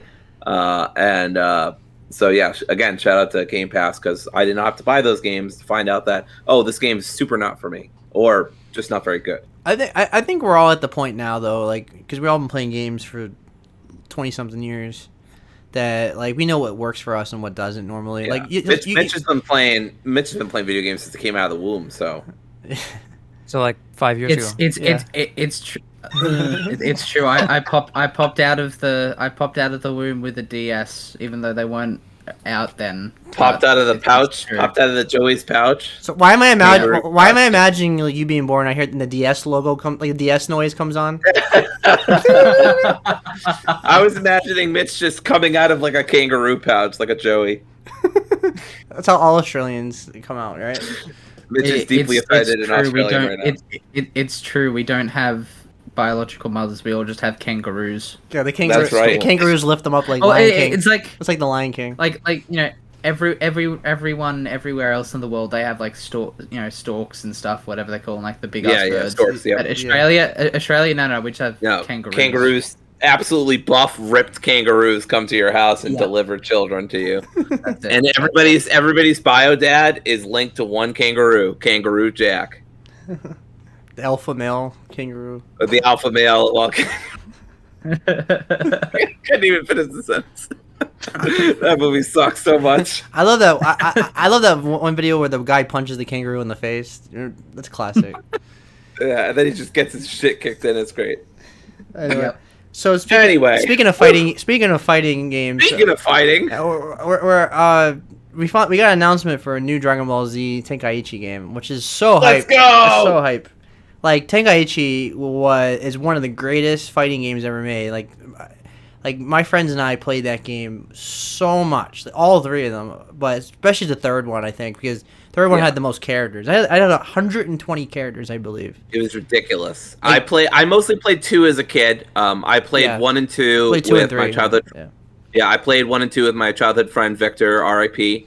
And we had such great times with that on the PS2 and the Wii. I literally, over the years, went back to my Nintendo Wii partially to play Budokai Tenkaichi 2. It is that good of a fighting game, and the soundtrack slaps. It is so good. The techno vibes from it are immaculate. It's just, and the voice acting, obviously they have all the original voice actors. Like, it's just great. And the graphics are such that it hasn't aged a lot either. Like, it still looks pretty good. Like, it looks a little blocky or whatever. But honestly, it still looks pretty good. And the controls are, like I said, they're awesome. Playing as Kid Buu was always so much fun in Tenkaichi 2. I just got to blow shit up. It was fucking awesome. So yeah, it was amazing how balanced the characters were. The fact that it had that many characters in it. Like, I mean, it had literally everybody in it. You could basically make anybody besides Mr. Satan work. Like, basically anybody. And even if you really tried, you could get Hercule to work. Like, if you really tried. But yeah. In the most obscure characters, you could be legit. Like, my best character, like, I was legitimately, like, we played it so much. Like, I definitely could have been in a competition. I was that good at it. And my best character was Birder. Which is because he was legitimately awesome because his combos were so fast because he's like that was his gimmick in the show. He's really fast. Yeah. Well, that's what I loved about Kid Buu. That's what I loved about Birder. That's what I loved about Frieza third form. Yeah. Underrated form. Those quick, fast characters were so fun. The joke characters are fun. All the little interactions. I mean, a lot of fighting games live and die on their characters' intro to them and or intro to each other, like what they say to each other and stuff like that. Like Injustice, Gods Among Us did the same thing, where you would have certain characters say certain things to other characters based on their past, or just make a funny comment or something. And DBZ would do the same thing. It was great. Yeah, I mean, and the gameplay was really fun because, like, Budokai games are also great, and especially Budokai 3, and that was like a 2D, regular fighting game where it's just side scroll. But I think Tenkaichi 2 was also one of the first Dragon Ball video games to have everything. Like, at the time, Super obviously wasn't out, but like everything. They had Dragon Ball. They had all the way from the start of Dragon Ball Z to the end of Dragon Ball GT. Yeah, everything. And so I remember you could fight Shenron. You could be Super Saiyan 4 Gogeta. I mean that, and like, talk about fucking OP. Super Saiyan 4 Gogeta does so much damage. It's ridiculous. And then he does like Big Bang Kamehameha times 100. Oh my god! You can take out like 4 or 5 bars just from like one attack. Yes. It's insane. It's incredible. And then you could fight Hirudegarn. You could have all these like giant fights. Yeah, it had all the movie. It had a lot of the movie characters too, which was crazy. Yes, and all the movie characters. It had Janemba and Hirudegarn and. I love Janemba. Playing as Janemba is so fun. Yeah, Janemba was really good in that game. I don't think I ever really used them, but he definitely was a good character. My friend was really good. My friend was legit at Super 17. Nice. Which is a cool character in concept, but like he was lame in the show because he dies in like 3 episodes. That whole arc is like 3-4 episodes long. Yeah, not great. And he dies in the but the less said about GT, except for maybe the ending and a couple of character designs, the better. Best part of GT is the opening and the baby arc. Yeah, baby was pretty cool. But yeah, I love Tenkaichi 2. I didn't really play 3, so Seb's gonna probably have more to say about that than I do. But I loved 1. I loved 2. I played 1 on the PS2, and then once I realized how much that was great, I played Tenkaichi 2 on the Wii. I don't know how many hours I put in that game. It must have been hundreds, because I flippin' love that game. It's probably one of my favorite. I never got into the Budokai games. Like, I never got into the base Budokai games. Like, I played 3. And maybe 2, once or twice with some friends, but I always felt like it was too technical. Tenkaichi games always felt like they were the right mix of like having technicality to them via button combinations, but like not being so difficult that you can't get into. Plus, on the Wii, of course, you could pretend that you were like Goku and you were doing the Kamehameha. So when I saw that in the commercial, I remember that. Or you could pretend you were Piccolo doing the special beam cannon. I was sold. I was like, that's it. Yeah, I do remember that. I mean, I played all so of them. great. My friends and I all played them on the PS2, but but the cool thing about the Tenkaichi games was the fact that it was 3D. It was totally like you can fire around the entire map, and like so great. and it was just everything was destructible. Like Yes. you can punch people through the rocks, and then if you punch somebody near the near the near like another part of the level, you punch them into another part. Like you actually punch them into another part of the level, and it transitions. Yeah, It's kind yeah. of like just like in Mortal Kombat, yeah. yeah, and then and if you like do like a big attack, like you blow, like you do like a Kamehameha, like at the enemy, and you beat them or whatever, like you win the clash. Like, the whole map gets wiped out too. Like Exactly. everything's on fire, and it's I awesome. I think in 2 or 3, when you destroy enough of Namek, it becomes Ruined Namek or something like That's that. what I'm I saying. think Like the that's whole how it works, Namek becomes completely wiped out. Like it turns into Yeah, like when it's Goku fights terrific. Frieza. Yeah. I find this discussion very funny because Seb and I have been adamant that we are not fighting games players, and that's still true. We're just Not really anymore. into Dragon Ball, so that's why. Well, yeah. I'm We're super not hyped for fighting Tekken. game plays except for Dragon Ball. No. For Dragon Ball. And Tekken. I'm super hyped for Tekken 7, but Oh, okay. yeah. But Nothing better than being a half tiger, half man. I just don't have I just don't have I don't have the friends anymore that like the fighting games like I used to. Like my friends and I, like that was our two go-to genres was not shooters, it was wrestling games and fighting games. Yeah. Like we played the shit out of Raw vs SmackDown 2007, and we played and we played the shit out of Tenkaichi games. That was our Yep. that was literally our go-to games. If this says online, Seb, I'm gonna beat the crap out of you. Yeah, okay. Online. Okay. Yeah. We'll see. We'll see. We'll see. No, I'm super hyped. For those who don't know, they had a Tenkaichi 4 trailer, like quote unquote. I mean, it's more of a teaser, really. Yeah. But it's just Super Saiyan Blue Goku. Graphics look really cool, but I mean, it's really nothing. It's almost nothing to go on. It's just an announcement that more Tenkaichi is going to come. Yeah. We don't know when. We don't know how much it'll be. We don't know what platforms even. Yeah. So very little is known. So I wouldn't expect this for another year, maybe 2. It's been a while since I've had a Dragon Ball game that I've really liked. Like I wanted to get into fighters, but I'm just not that kind of person. No. I really liked Fighters. So I'll say that. I mean, love Fighters. Yeah. Fighters seems like an awesome game, but I just could never get into it. Well, it's very casual at least. Like it's not like Street Fighter where it's like everything's like you have like the combos you can actually you just press like one button and it does all these combos automatically for you. Like it's very it's very casual friendly. Yeah. But it's also very but if you master it, you can obviously be way better than other people. Yeah. I did a lot of online, which I normally don't do fighting games online anymore, but I actually had a blast like playing online with people all the time.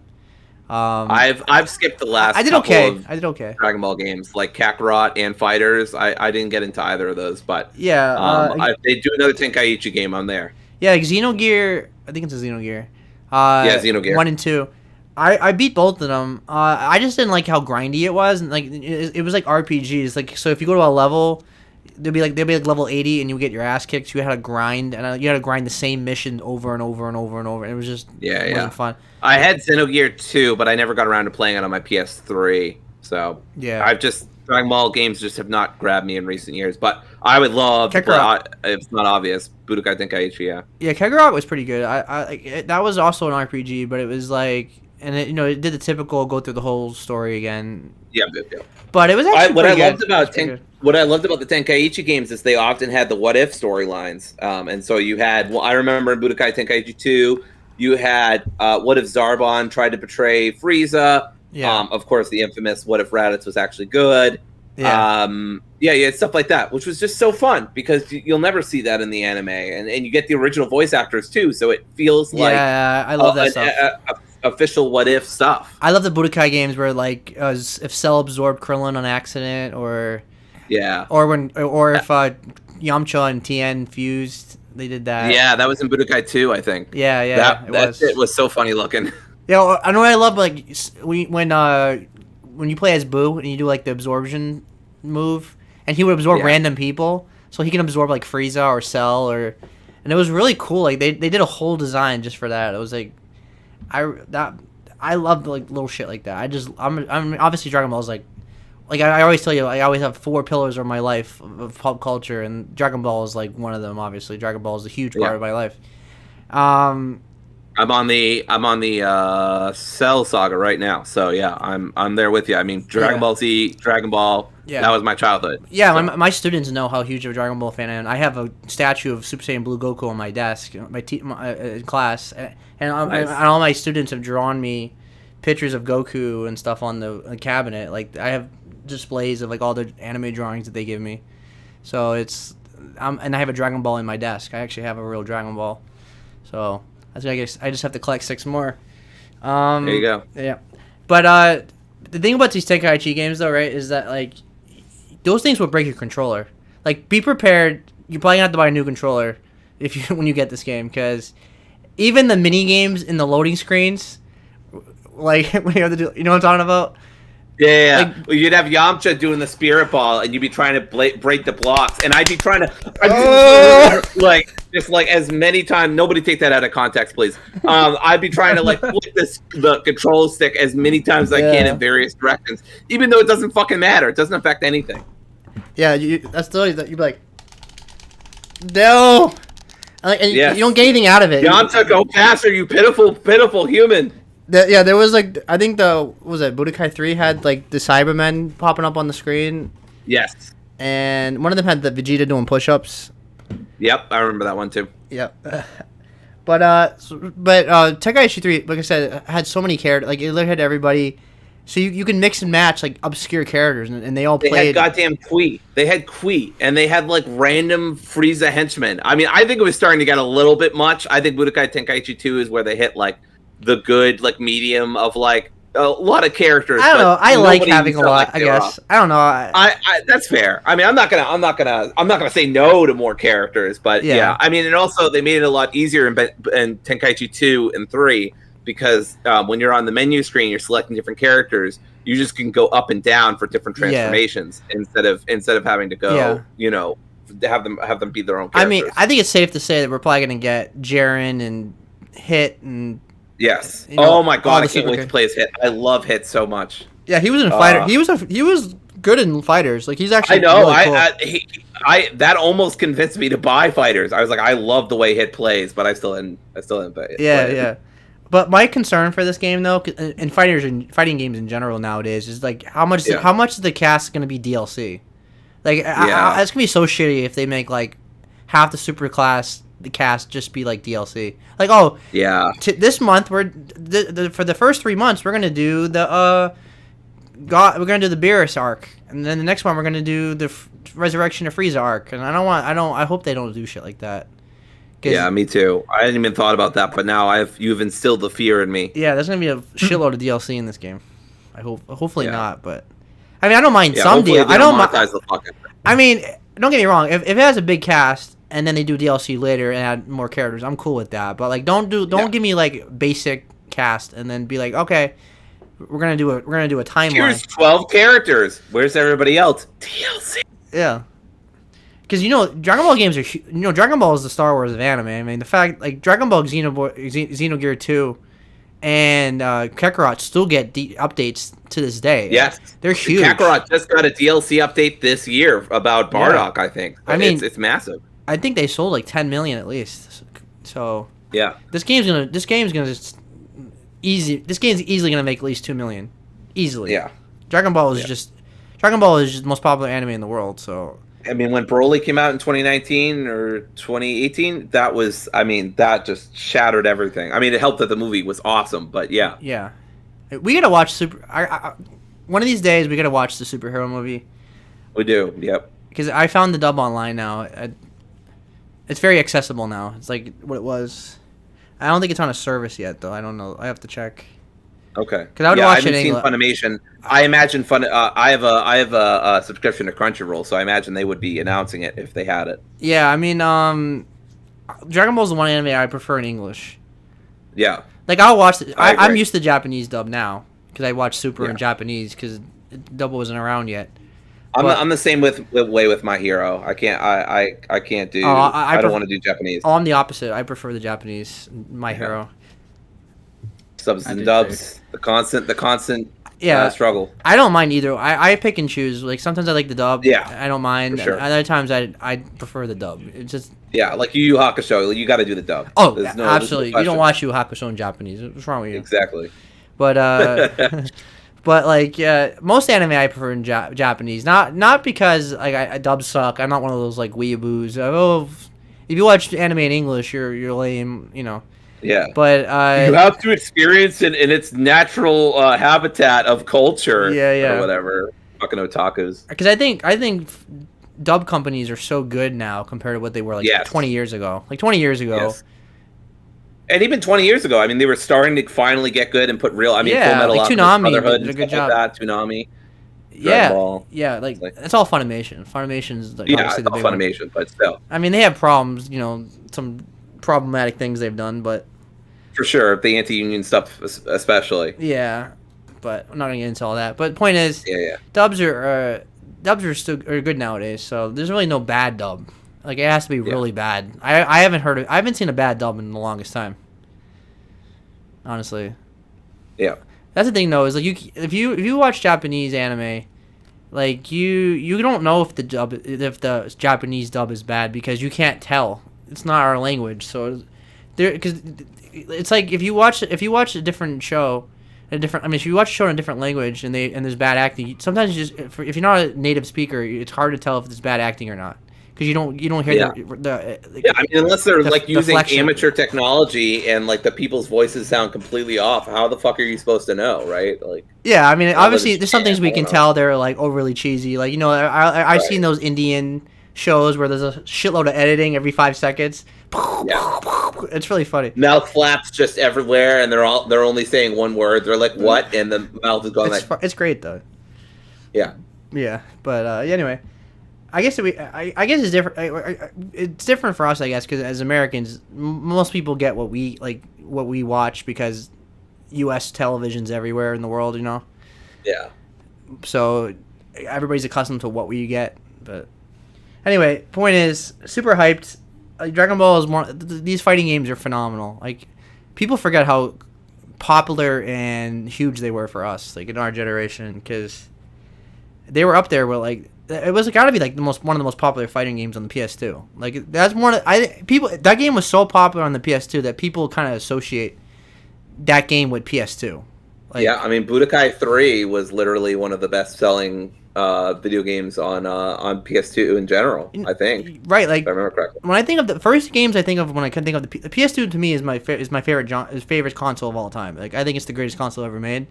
And the first games I think of are not like the typical you would think, like God of War or Metal Gear Solid. It's Dragon Ball Z Tenkaichi and Kingdom Hearts 2. Like, those are the first two games I think of on the PS2. So that's how classic they were.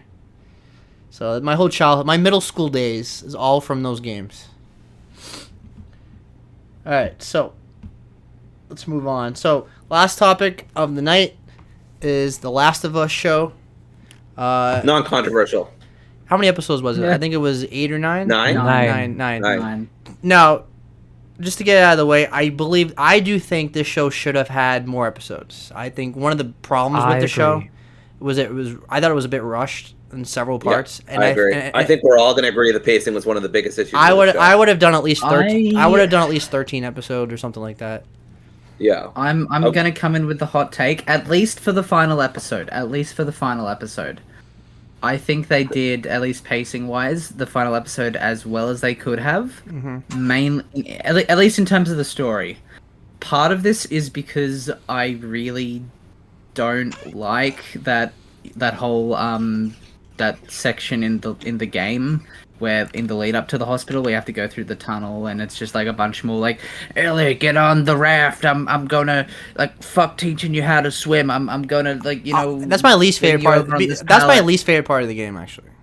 Oh yeah, exactly, and that's why it's like, okay, I'm happy with them cutting it out of the show, just keeping like, you know, the giraffe moment, and they added in this really, I mean, we're already kind of getting into it, but it's like the bit they added in about Joel being, you know, the guy who missed. That was a really good, like, I think that's probably one of the best additions they had to the show. Let's just say, at least in terms of characters. before you I'm- before you continue, let's just say there's gonna be spoilers in Yeah. this discussion because Yeah. Yeah.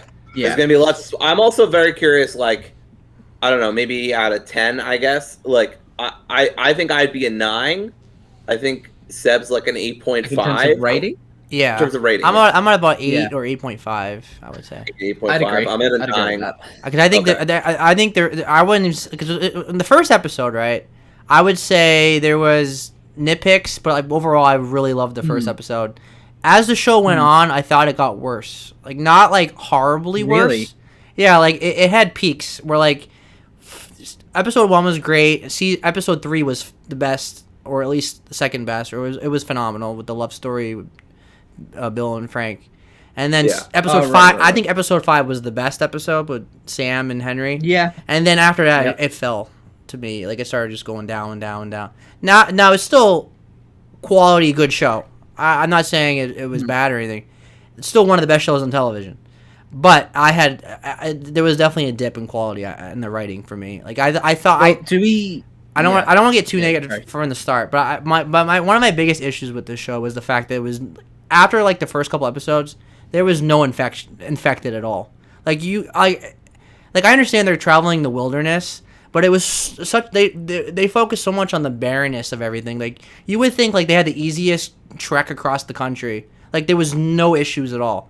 Because every time you see them, they're always just on the road, chilling. It was very weird. It was very weird when Tommy was like, "This is a really perilous track," And you don't even see it. or whatever.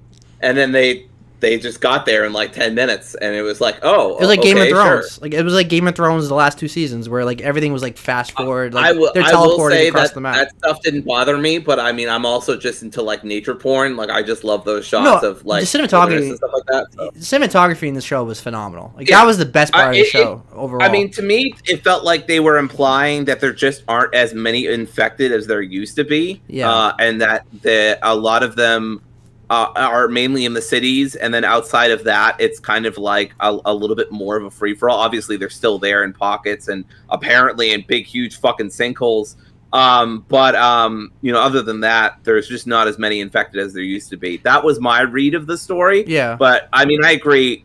A general issue, which we've been talking over in the Draft Punk server about, is just like whether this series had enough action or didn't have enough action, and how it was paced or how it wasn't paced. I mean, I think those two are definitely my biggest issues: the pacing and the lack of action.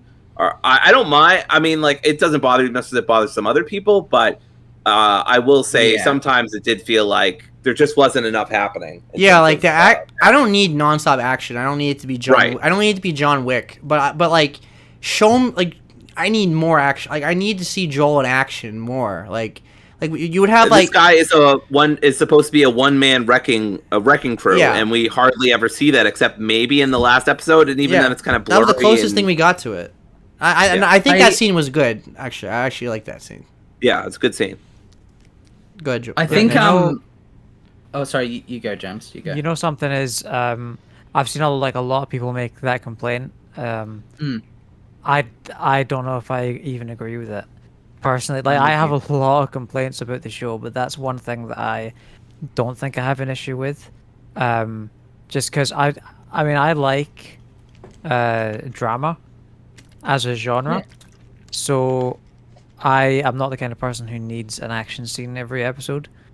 Well, to be fair, I loved the drama moments, but it was just the show was 80% just dialogue and drama. There was no Yeah, I'm that's fine fine with that that's- because I that think, was the because problem I with the think that's pacing, in my what the opinion. core.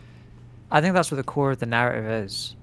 Anyway, Sure. It's tricky. I mean, it's tricky too because the show wants to be the game, but also doesn't want to be the game, right? So it's in this unenviable spot of like wants to adapt the game faithfully, but also Craig.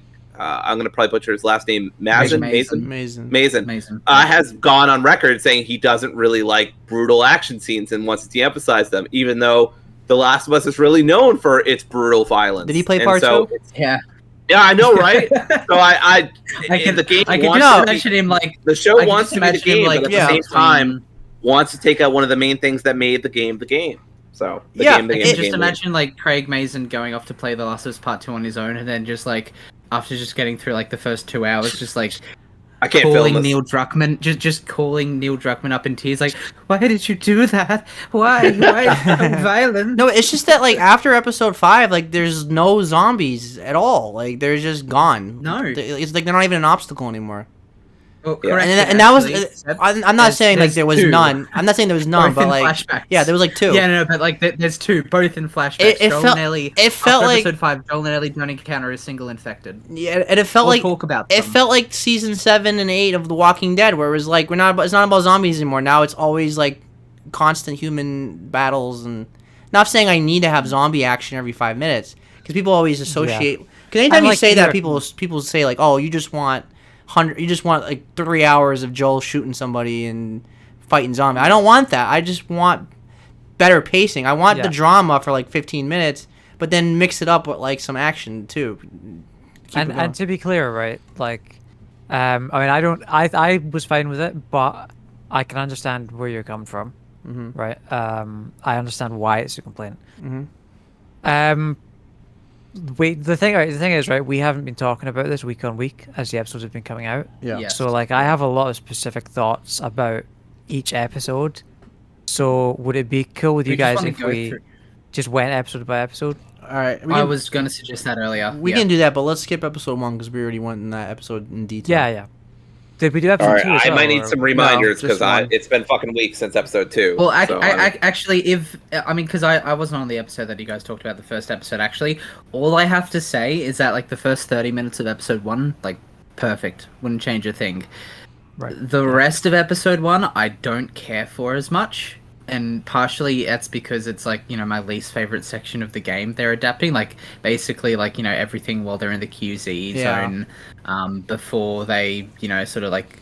Well, really, like, everything between the prologue and Ellie, or like between the prologue and essentially Ellie and Joel getting to Billstown, is pretty take it or leave it for me with the first game. I mean, Like, let's still good, Yeah. but Let's just talk about it, I guess. yeah, The first episode to me is Yeah. great, but my issue when I said on the podcast episode was the fact that I didn't care for the Fireflies part, and the Boston part. no, Like the one Yeah. lady that was like assisting Marlene, like I didn't feel like she was part of like the story at all. Like I just felt like you could just left that out and cut out that part. But Yeah. it felt like and I mean, there's obviously not a word for this, but it's like it felt like the writers just went, okay, we're making a TV show out of a video game, so we Yeah. naturally have to add in more characters or add in more exposition scenes where characters are talking and stuff. So like, Yeah. as a natural consequence, we're just going to add in more characters that do nothing for the And story. you- They're just fluff.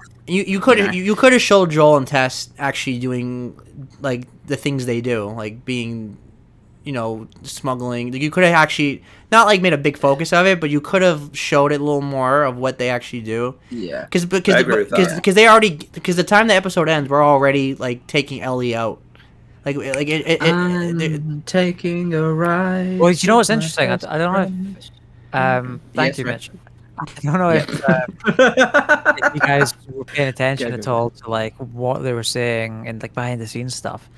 But we watched all of them every single yeah, time. the first episode was originally supposed to end at the time jump, but the HBO executives got them to merge the first like 2 episodes into one because It's a smart choice. the feeling was, and I kind of agree with this in retrospect, that you need to have them meet up with Ellie.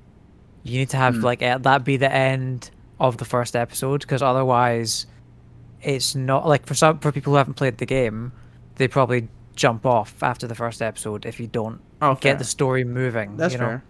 No, I would have ended with Ellie, but but you could have did a little more in the middle. Like there was some down I think what's moments so that I funny didn't about like. this conversation, I want to say this before we get too far along, is I was probably, I don't know for sure, but probably the least jazzed about this series out of all of us, and yet I have come out on the other side, the highest on it of everybody. I think that's so. I don't know if that's because I Maybe. didn't have any expectations just- or what. It's just overall. I mean, I thought it was unnecessary, and even now, I think it's a good show. But I don't. If it was never made, I wouldn't care because Right, it, no, I it agree. doesn't No, need I to. agree. It doesn't need to exist. Can I Yeah. like share it on like a high level? Probably one of my least favorite things about the show. Sure. The writers really like the word motherfucker. Yeah. Like, they Oh, really okay. like that word. Especially, like, they I have mean, if I Ellie think saying about that a lot, specifically. I mean, we all know Mother Hecker is just superior. So But yeah. Mother And it's heckler. like, yeah. I don't. And this is another, like, we'll get to it a little later, but, like, that kind of feeds into problems I have with Bella Ramsey's acting in the show.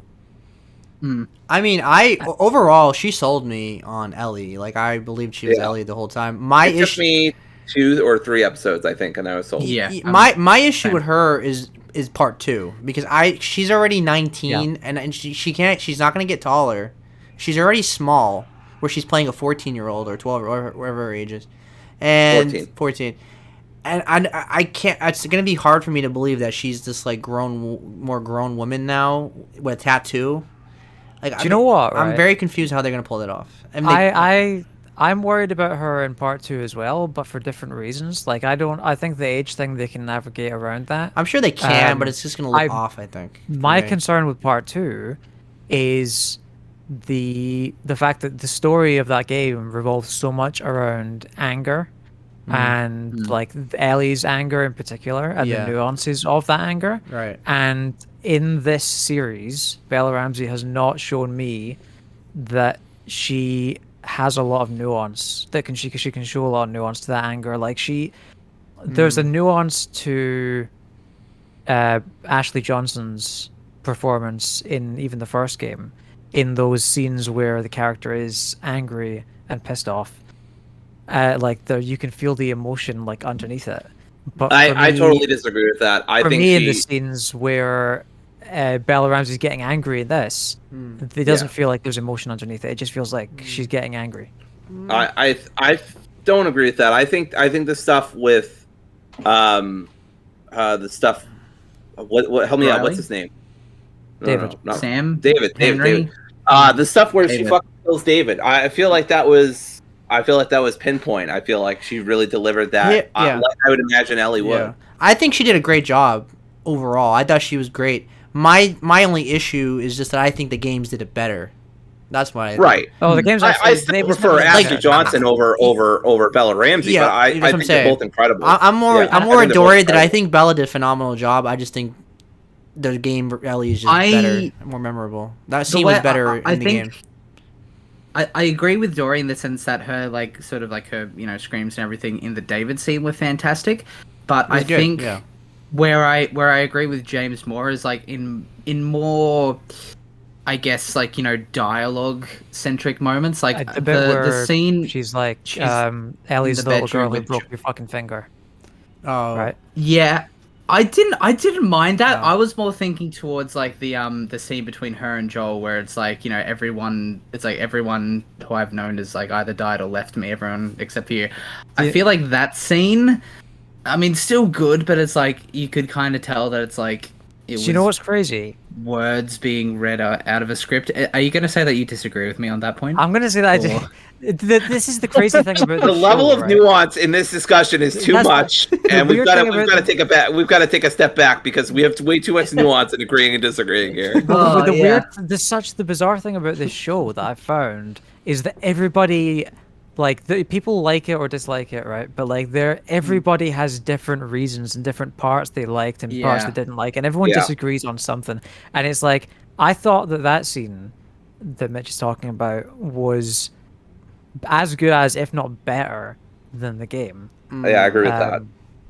And I think that the scene was word, like, equal. I think that scene was equal to the game. And it's I like for the me, content. for me, it's the scene where she's in the cage, where it feels like she's just shouting. She's just yelling as loud as she can. It doesn't feel like there's any acting there. So, Well, I mean, I also think 'cause her I've- character is trying to get free. But yeah, Mitch, go ahead. Yeah, I was gonna say I've watched the show twice. Like I've watched every episode twice. Once Likewise. like with you guys on my own, once with my brother. The first time I watched that episode where she's like Ellie's the the girl that broke your fucking finger, I didn't like I thought, oh, that's a bit off. And same again when she was like just absolutely chopping David to little tiny pieces. Like that scream there, I'm like, oh, that's kind of off. But then I watched it again and I kind of I don't know if it's like Stockholm syndrome or like, you know, like because I was just so absorbed in the moment.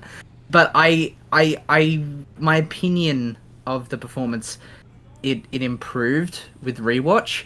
I can't say why, but I can just say like I got like, you know, I accepted it more for what it was the second time round. I mean, it's worth noting, and we're gonna have a long ass discussion about a very subjective thing, which is media, right? So there's some things we're just gonna react to differently, and we're just not gonna have a rational explanation for it. I just thought like, I mean, that scene was great. I thought she did a great job in that scene. I thought Bella was phenomenal in that episode.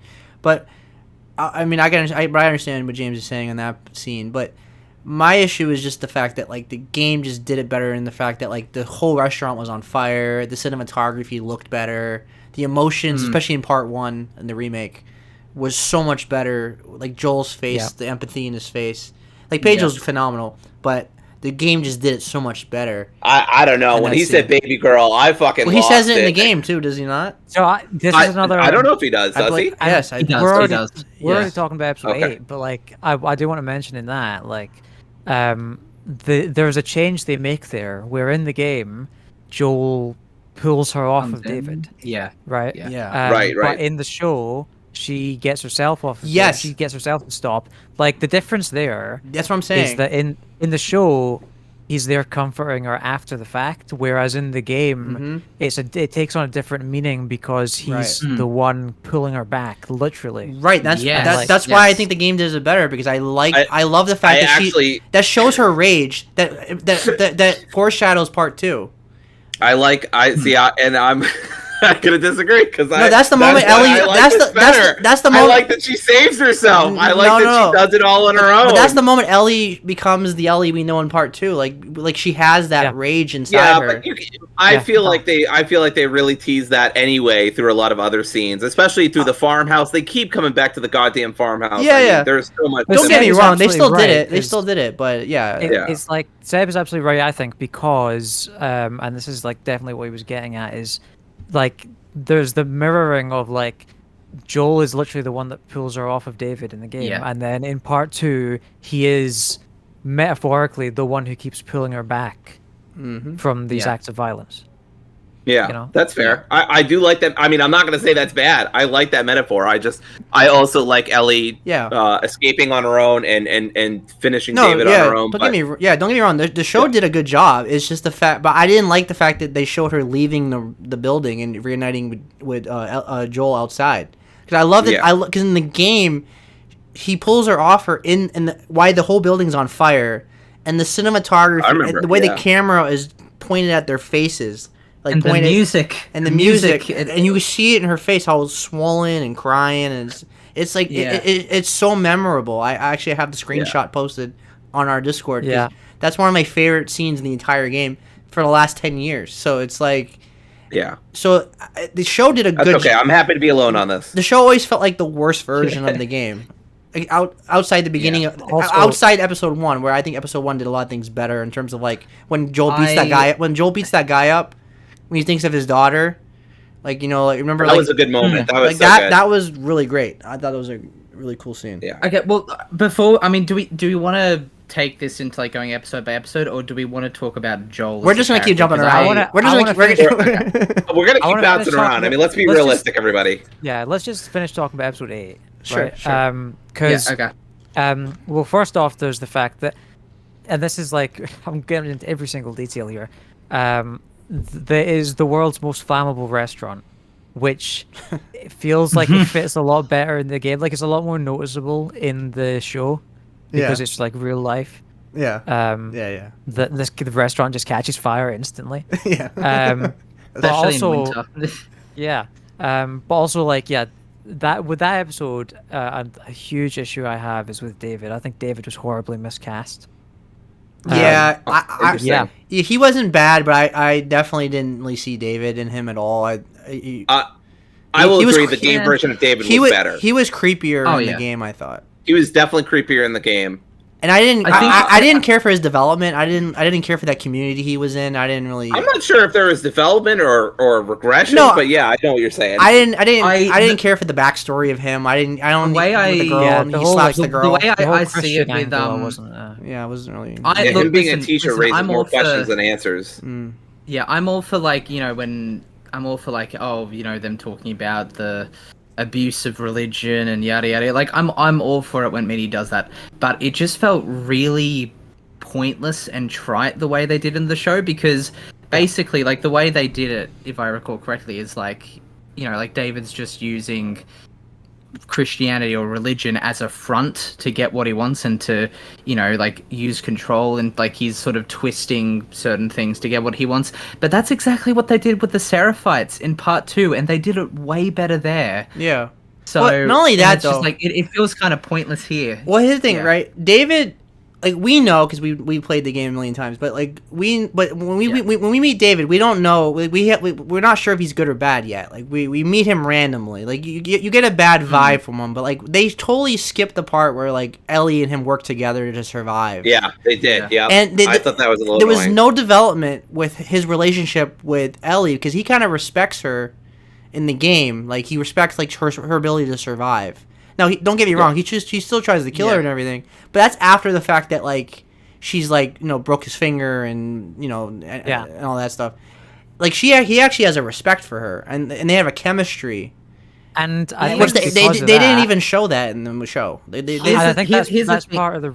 I think that's part of the reason that whole scene kind of falls flat on its face. right. That's what I'm saying. That's my problem Yeah. with that. They didn't even develop their This- chemistry. The way So why is the way I Go- see go- it go with ahead. Go ahead. the way I see it with David in the show compared to the game.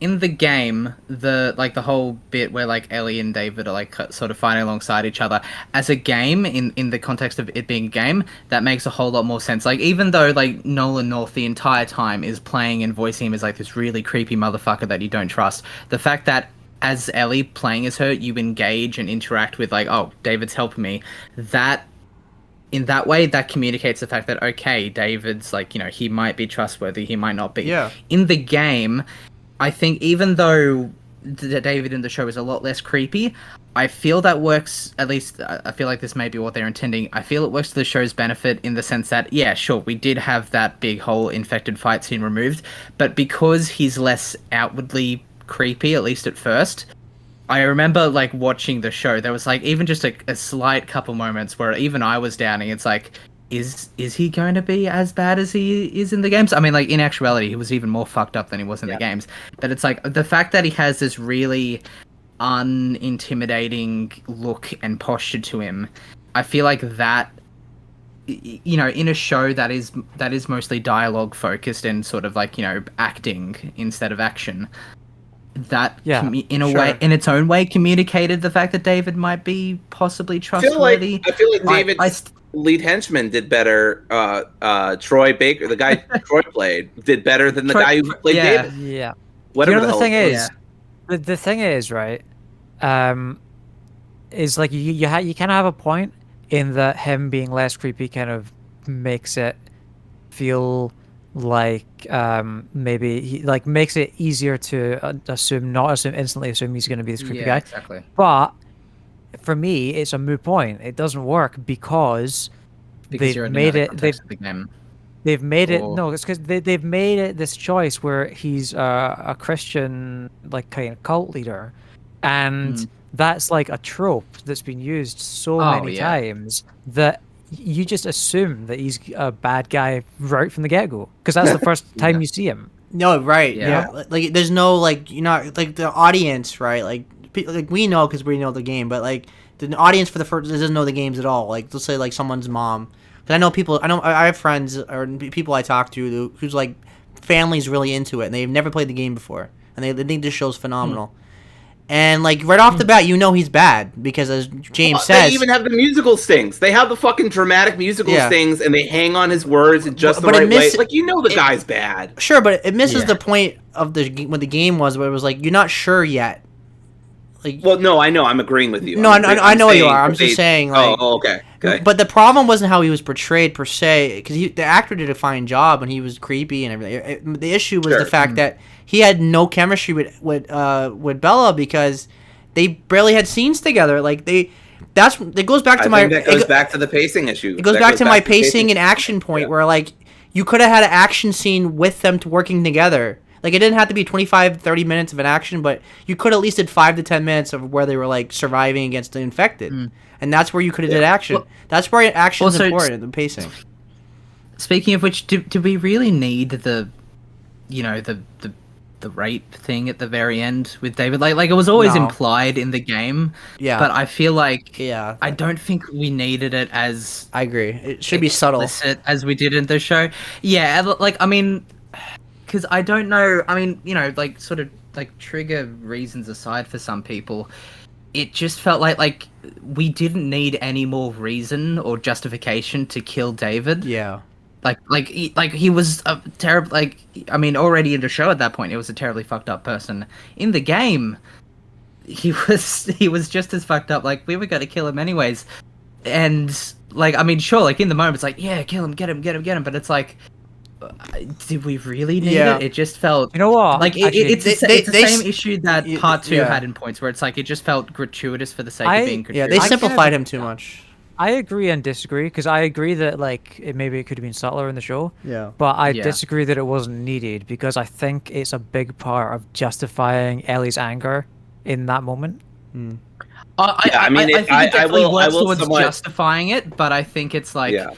I think there were, like, I mean, like, everything before that was, like, fine, like, him, like, holding her hand, like, I think that was, like, that was a good exploration, like, that's as far as needed to go, but I didn't need him saying, oh, them screaming is the best part, or, like, hearing the audio of him unzipping his pants, like, I didn't need that. That was... I agree with that. That's... I don't even remember that audio being played, so that's fucked up. The game just does, like, the subtle things better, like David's a creepy guy without, like, showing it. Yeah. Yeah, exactly. That's what I'm saying. Like, the show is always good. It just never captures the level of the game. Is what I'm saying. So wait. So let's talk about something positive then, because I'm sure. I mean, partially because I'm self-interested and I'm like the highest on the show. I still don't think it's perfect, or whatever. I still love this. I think it's a great show. Don't get me wrong. Yeah. I know we're gonna all fucking nitpick and complain, like, because we're diehard fans or whatever. But But I still think episode 3. Which we didn't really get a chance to talk about, obviously. We only talked about episode 1, and then we let the thought you were going to talk about something positive. Yeah, see, I knew this was good. I knew James was going to say that. Wait, what? But, episode 3 is phenomenal. That's probably one of the best television episodes I've ever seen. I think it's incredible. I mean, I think that is such a smart deviation from the source material. I think that's how you do it. I honestly wish they had taken more chances like that. And, I mean, it's an episode that really works. It's a bottle episode, but it's a bottle episode for me that really works because it explores 2 characters' relationships. It's 2 queer characters and their them being able to go out on their own terms, which I think is awesome. There's not a lot of action, I mean, except when Bill's fighting the intruders, which is very brief. But that's okay because it's mostly about him and Frank anyway, and the intruders are just in the backdrop. I mean, Bill's so good at what he does, it doesn't have to be big. There's a plot reason why there wouldn't be many action scenes. So in that case, like, it doesn't bother me. But I just want to shout out episode 3 because I fucking love that episode a lot, and I think it's one of the best episodes. It is probably the best episode. Probably my favorite. I can't really think of any episode that would top it. I think 5 tops it, but for different reasons. But I think episode 3 is just one of the best television episodes I've ever watched on TV. Like, I was just blown away. I didn't expect to, like, be that emotionally attached to Bill and Frank's romance. Like, they captured, especially because they barely talk about Frank in the game. Like, there's a couple of notes and stuff like that, and their relationship's explored a little bit, but it's almost all of it's optional. Yeah, you see his body hanging, and you see, like, the note and stuff, but that's about it. Yeah. Let's put it this way: in the game, their relationship is explored as far as to the point where, like, apparently a bunch of people on the internet didn't even know they were gay. Like, that's as far as they explored it in the game. So they did a whole lot better, note. At least representation. It's subtle. Here, yeah. Well, it's in a note, but it's like, you know, like in the game they just refer it to as like, oh, he was my partner. So then people just took it as it was 2013. I guess two platonic people. Yeah, for sure. Yeah, it's like Achilles and his best friend back in Greece. You know, they're just really good friends. They just happen to hang out at bathhouses. It's normal. Now, Totally fine. I did want to see the Bella, the Ellie and Bill like chemistry and stuff. Like you could have easily did the same story without killing him at the end, and then had a whole episode 4 where like he gets the car with Bill and stuff. Like you could have easily did that. Like you didn't have to kill Bill off. And don't get me wrong, it was great how they did it. But they could have easily kept him alive for an episode. Because people were not happy with killing him off like that. I don't think Quentin Tarantino is gonna like you saying that we can't kill Bill. Sorry, I had to do it. Seb, I agree, but at the same point, Mm-hmm. I'm also like I'm glad that because I think the thing that they're doing with this entire show is that they're doing story first and foremost. Because like all the like the Bill section is my favorite part of the first game. Like it's the best part. Most think people the game peaked. Most people 100%. love that game. Love that section. It's but like I mean in terms of like unless you count like all the story notes and stuff that give a lot more depth to it. It is mostly action, and like I think it's hard to, especially because this was filmed during an actual pandemic, and I'm sure they had difficulties in that sense.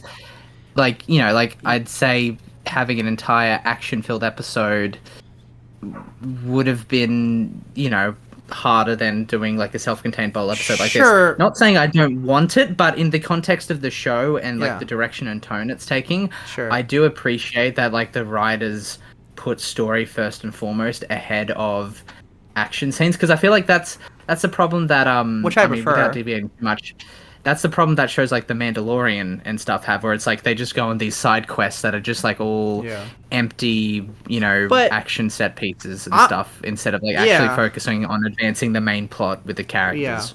Don't get me, I mean the stories, I'm with you that I prefer a story over action any day, but especially in a show, but like that's my problem with the pacing is like you easily could have did an action-filled episode. Like, this show barely had any action at all. Like you could have easily had like a half an hour of Bill and Joel surviving like zombies and stuff. Like you could have did that without affecting the overall story. Without like what I mean, you can do an action-filled episode. That you got to balance it out. You can't just do talking. Like even Game of Thrones was mostly talking, but they had like huge moments. You know what I mean? Like action. I think it was definitely a real, like I think because the finale as it was only like 40 minutes long, 43 minutes long. Like you could have easily filled an extra like 15 to 20. Like I with the finale as it is, I'm perfectly fine with it. In fact, I think they handled that area of the game better than the game, at least in terms of story. But I definitely do think that it was a bit of a mistake, like not giving the finale an extra 15 to 20 minutes just to have like I don't know, some action sequence, or like just remind people that the infected are there. Because like remember as well, like the first 10 minutes of the finale are taken up with the flashback scene and the cold open. Have we moved on to the finale already? I wasn't gonna get there yet, but it's like just to speak on the action, like we could have had an extra 15 to 20 minutes that had like even if it was like some variation of like that tunnel sequence in the game where it's like infected are a thing. I think because like go ahead, sorry I didn't mean to cut you off. No, I was just gonna say, it's like I'm not one of those people that are like really nitpicky and like gonna hone in on the fact that it's like like like the infected barely being there betrays the point of the game, because like what's the point of having a cure if there's barely any infected out, yada yada. Like that's not really a point I want to harp on, but I do still think it's an important thing that it's like like I don't really mind that we don't have that many infected, because I can just go play the game where I can actually fight them, and it's more interesting there. But I think it is still a bummer that we do. I honestly I think part of this show is overcorrecting for the ludonarrative dissonance conversation. Like I think this I think this is a series that really wants to avoid that discussion, and in doing so has kind of overcorrected slightly, I would say, which we've already discussed. But I think that's what they're trying to do. No, I think that has consequences, unfortunately. I think episode 3 is when people started to sour on the show a little more, not because like the gay relationship or anything. Some people are just going to complain about that no matter what.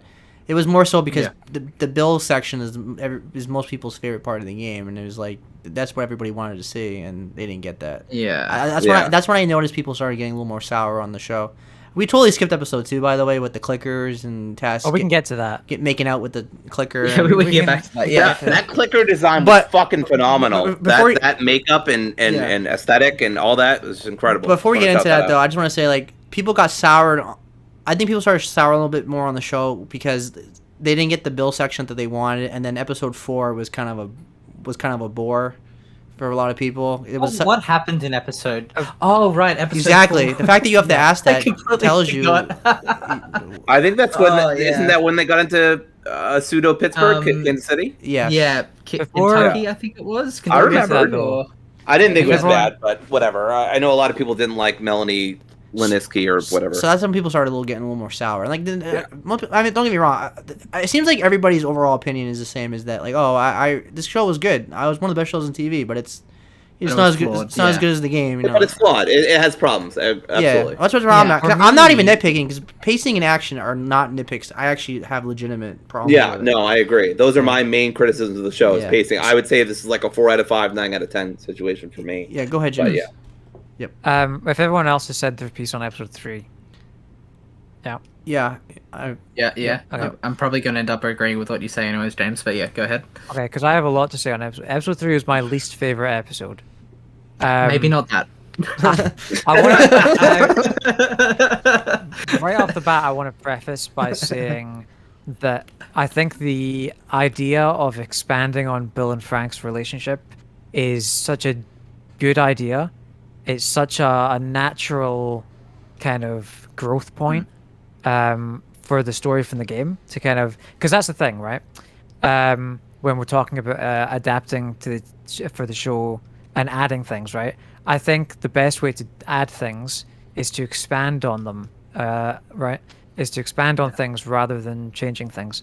So the thing is, I don't mind bottle episodes, right? I don't have a problem with bottle episodes. The Mandalorian, right, does quite a lot of bottle episodes. Full bottle episodes. Yeah, and which I don't Yeah. mind because that's like a The- Wild the West show. difference is- But yeah, the difference yeah. between those ball episodes and this one is that those connect in a very direct way to the story of the show. But this episode does not. The only connection that this episode has to the show is a note, yeah, a piece of paper. that's true. And on that piece of paper is a note from Bill. And that note from Bill is not actually a note from the Bill that we know. It's a note of hope and joy and, hope for humanity, right? And that's where that's my biggest issue with this episode, right? Because I think, as I said, expanding on things is the best way to adapt rather than changing them. And what this episode does is it changes Bill's character specifically in such a huge way that it feels almost like an insult Well, as a fan. yeah, that's what. And because it just totally betrays his character. That goes back to what I was saying earlier. Is the fact that like the episode was phenomenal, except for the fact that like they kill Bill off at the end, so his death ties into absolutely nothing in the story. In fact, you could have cut that entire episode out, and it would have changed nothing, as James says, because the only thing that connects them to Bill and Frank is the note at the end. And it's just it's so tacked on. I don't. Okay. No, So- before you continue, Yeah. let me finish with one point. That if they just did that episode and then had Bill still alive and helped them in the next episode, it would have been phenomenal transition and everything. But the fact that they just kill him off and then there's a note and then we move on to the next chapter, it's like it just feels tacked on. Yeah. But why I love that episode so much is not because of the overall story. It's just the story that they told in that one episode, like as its own thing, was just Like on its own. was phenomenal. Yeah. That's why I love that episode. So Yeah. much. But I I agree with. say- I totally agree with I James think- though. I totally agree with James. Yeah. Well, I don't agree with James, but that's fine.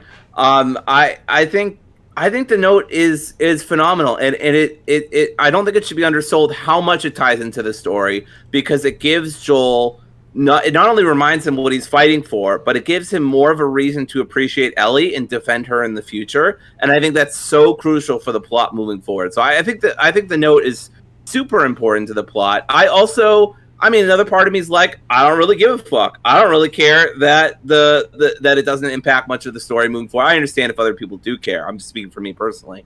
I don't really give a fuck that it doesn't really impact things going forward, because, like Seb said, it's such a beautiful, phenomenal story told on its own. Obviously, I'm super biased. I want to see.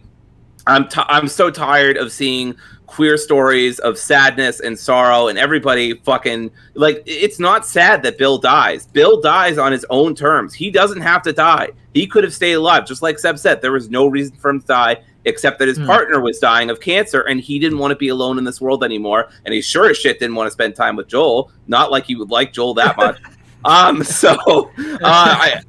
I'm not saying I didn't want to see it. I'm not saying that they shouldn't have had him in the next episode. I think that would have been fun too. I don't think that it's bad that Bill ends up killing himself. I do think it's nice that we have a story where these queer characters they live their lives, they go out on their own terms. They got 20 years of living in this probably rural suburban town that probably, especially early 2000s to early 2020s. I mean, for a good chunk of that, probably wouldn't have been super positive towards their relationship at best. I just feel like there's a beauty in the amount of freedom that those two got to have for each other. Now, does that mean the story is perfect or that there are things that you couldn't improve? Of course not. But I just think it's pretty much a perfect episode for me, and I think it does so much good stuff. Yeah. But I also love. Last thing I'll say, I also love Community, and Community is one of my favorite TV shows, and Community is well known for bottle episodes. So I know James. This isn't what James was saying, but other people besides James have issues with bottle episodes. I just don't like. If it's a good story for me, it's a good story as long as eventually everything ties back. My problem with bottle episodes is if you're gonna do eight episodes in a season, you can't afford to just go off just do a bottle episode completely. It's only 1 out of 9. I think I'm going to agree that they should have had more episodes than 9. I want to say, right? Sorry. What I want to say is, I think a part of the reason that this is my least favorite episode is because I didn't form an emotional attachment. It didn't hit me at the end, and I'm not entirely sure why that is. But I do think that if this was, and I'm very glad that people like it so much, right? And I'm glad that it exists for those people. What I think it would have been better if it was its own thing, right? I think it would have been better if it wasn't Bill, right? I think, because that's my main issue, is that it feels like a betrayal of his character. It feels like a different character. It doesn't feel like Bill. I think if it was its own thing, if it was like a short film, right, totally separated, it wasn't The Last of Us, I think I would have enjoyed it a hell of a lot more. Yeah, that's fair. No, I mean, for me, last thing I'll say on this episode, because I could defend the episode all day, and that's not what we're here for. For me, it doesn't bother me that they changed Bill's character. That doesn't affect me or upset me at all. I mean, I think the original Bill that we have at the beginning of the episode is a lot of the video game character. It's only through that expanded stuff that he becomes a different character. And I'm fine with that personally. But I mean, I can get why, like Seb said, people didn't get the Bill episode they wanted. They didn't get the section that they wanted with all the action and with the, the gymnasium and the car battery. I mean, what the fuck was all that car battery shit for? If fucking Pascal doesn't have to go through it. But that's the thing, though, is it's not so much. My biggest issue is the fact that you only got 9 episodes, and you're doing that kind of episode. You're taking away from the development of Joel and Ellie's chemistry because by that point we're still not. But the note does that. The note does that. I don't agree. The note does it, but it's at the end of the episode. It does move the story forward, but we barely kind of lays. Yeah, but we barely got Joel. We've barely gotten Bella and Pedro's chemistry on screen still at that point. Yeah, I think the note reinforces The themes. And Joel, the the themes and Joel's idea. position, right? But I don't think I agree. Like I think the time could have been used to strengthen Yes. their relationship because I agree. That's a big issue I have. In general, so I don't think this is a big deal because they just needed No, more. because that is an issue I have with the show as well. By the time we get to the end of it, is like it doesn't feel like Joel and Ellie have been through enough. Like by the time we get to the end of the David episode, right? It does to me. It just doesn't feel like they've earned that moment. Yeah, because they have. I agree because the chemistry. I mean, the chemistry was fine, but it was the fact that like we barely got like them a lot of scenes with them. Really, it was like there was spent so much time on like these side characters, like that one lady that was in charge of that community in like episode 4 and 5. Like you wasting our time with those kind of characters. We're not getting like the Joel and Ellie. Like that's it ties into the action. It ties into the action again. Is that like we don't see Ellie and Joel working together barely ever in the show. Like basically, you know what? They don't really have that arc. They don't really have that arc of every scene with them is literally them just sitting down and talking about something or walking. Like, we never see them actually like work together. We don't have the arc of him not wanting to give her a gun either. We pretty much skip over that. So again, I sound super negative, but I agree with James overall. I agree what he's saying that like you don't feel the power of the chemistry like you do in the end of the game, because we've gone on this journey with Ellie throughout the game. We fought hundreds of zombies and puzzles and all these climbing sections and all the mini dialogue and the puns, and it was a journey. You don't get the sense of that journey in the show because everything's so fast paced and no action of them working together. You're only seeing like the key moments. You're not seeing everything in between, which is what the game excelled at. Yes, that's what. I remember. You gotta have more of that. You gotta have more of that in the show. I really recommend Tim Rogers' review of The Last of Us. It's very long. But he really breaks The Last of Us. Yeah, I did. Oh shit, I gotta watch that. Okay. Yeah, it's really fucking good. It's Tim Rogers. Video games forever. It's super good. And one part of it, he breaks down. I remember this was talked about at the Draft Punk server as well. People were kind of dunking on it because it looks weird, but whatever. It's a good pie chart that shows of like how much combat is actually a part of it versus cinematics versus like puzzles and stuff like that. And it's like there's a good amount of stuff in there that the TV series just doesn't. And I'm not saying, by the way, that I want them to have the dumpsters on wheels pushing it over to a ladder so they can. Look, I'm not saying I want that. People always do that though. When you say you want more action, they what do you want? You want the ladder? You want the piece of wood on the water and him to carry her across the thing? No, I'm not saying that, but you got to show them working together in some way, and we don't get that ever in the show. Like I don't think one time I don't agree that. Okay, twofold. I agree that their chemistry by the end of the game is better because they go through more stuff. It didn't feel bad, or maybe you're not even saying it wasn't bad at all. It wasn't bad, but it just wasn't as good as the game. Yeah, well, it's not as good. That's all I'm saying. I'm still saying their chemistry was good. I love both actors. I thought they did a great job. Fair. It just wasn't as good as the game. It felt like the inferior version of the game. I'm here to deliver another hot take. Yeah. Can't wait for this. My Bella Ramsey was not my only issue with the performances in this. I think both of them did a fine job. Mm-hmm. However, I think Pedro Pascal played it wrong. I think he played it wrong, right? Because in the game, and do you know what? It pains me giving Troy Baker such high praise, but he is really good at his job. Fedora wearing weirdo. Yeah, and he plays that character really well. There's a reason why he's in every game.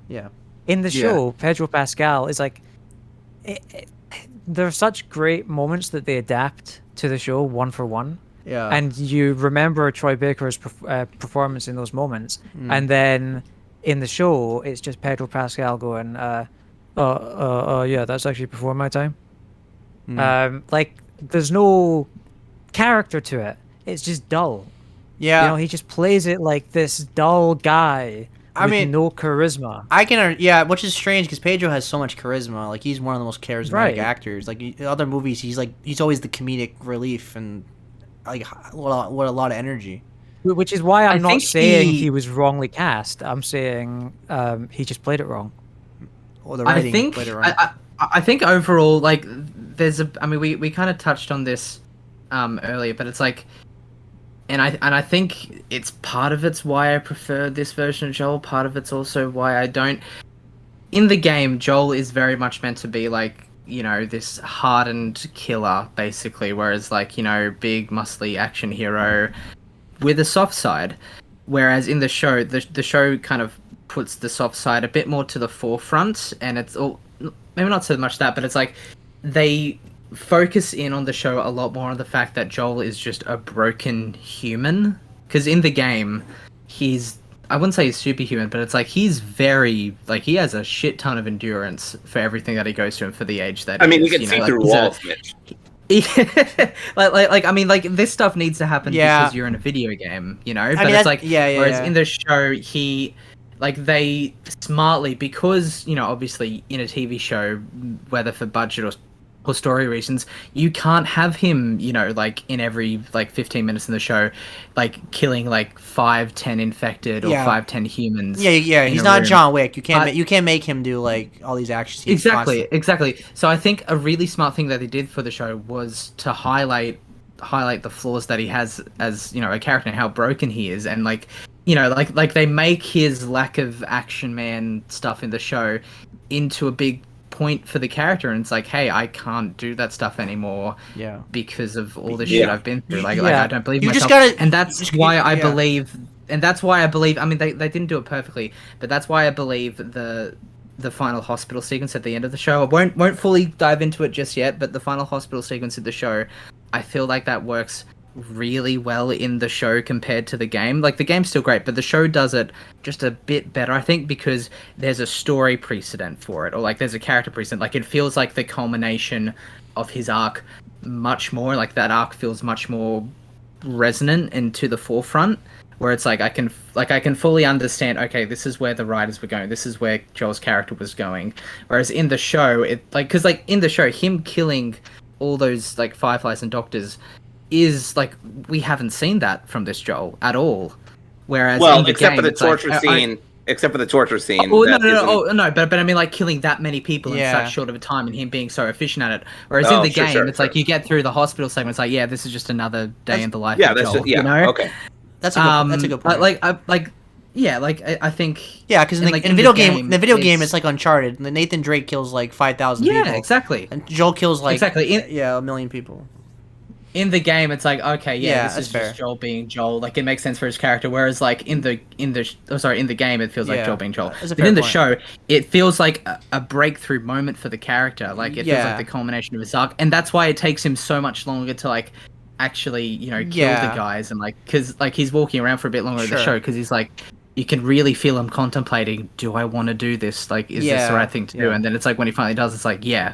That's a fair Yeah. point. That's a very good point. It's just that I just need like, I don't need scenes where he's fighting guys for 20 minutes. I just need a little more like stealth sections where in the show where he's like, they have to sneak by, they're in a tough area and they have to sneak by these guys. Maybe he stabs one guy in the neck or something. I don't need him to Yeah. like John Wick like 20 guys, but I just needed a little more of him actually fighting some people, actual obstacles. Because to me in the show, they had the easiest trek across the country. It was just a nice little road, and they followed it nice peaceful road down all the way to the west. Yeah.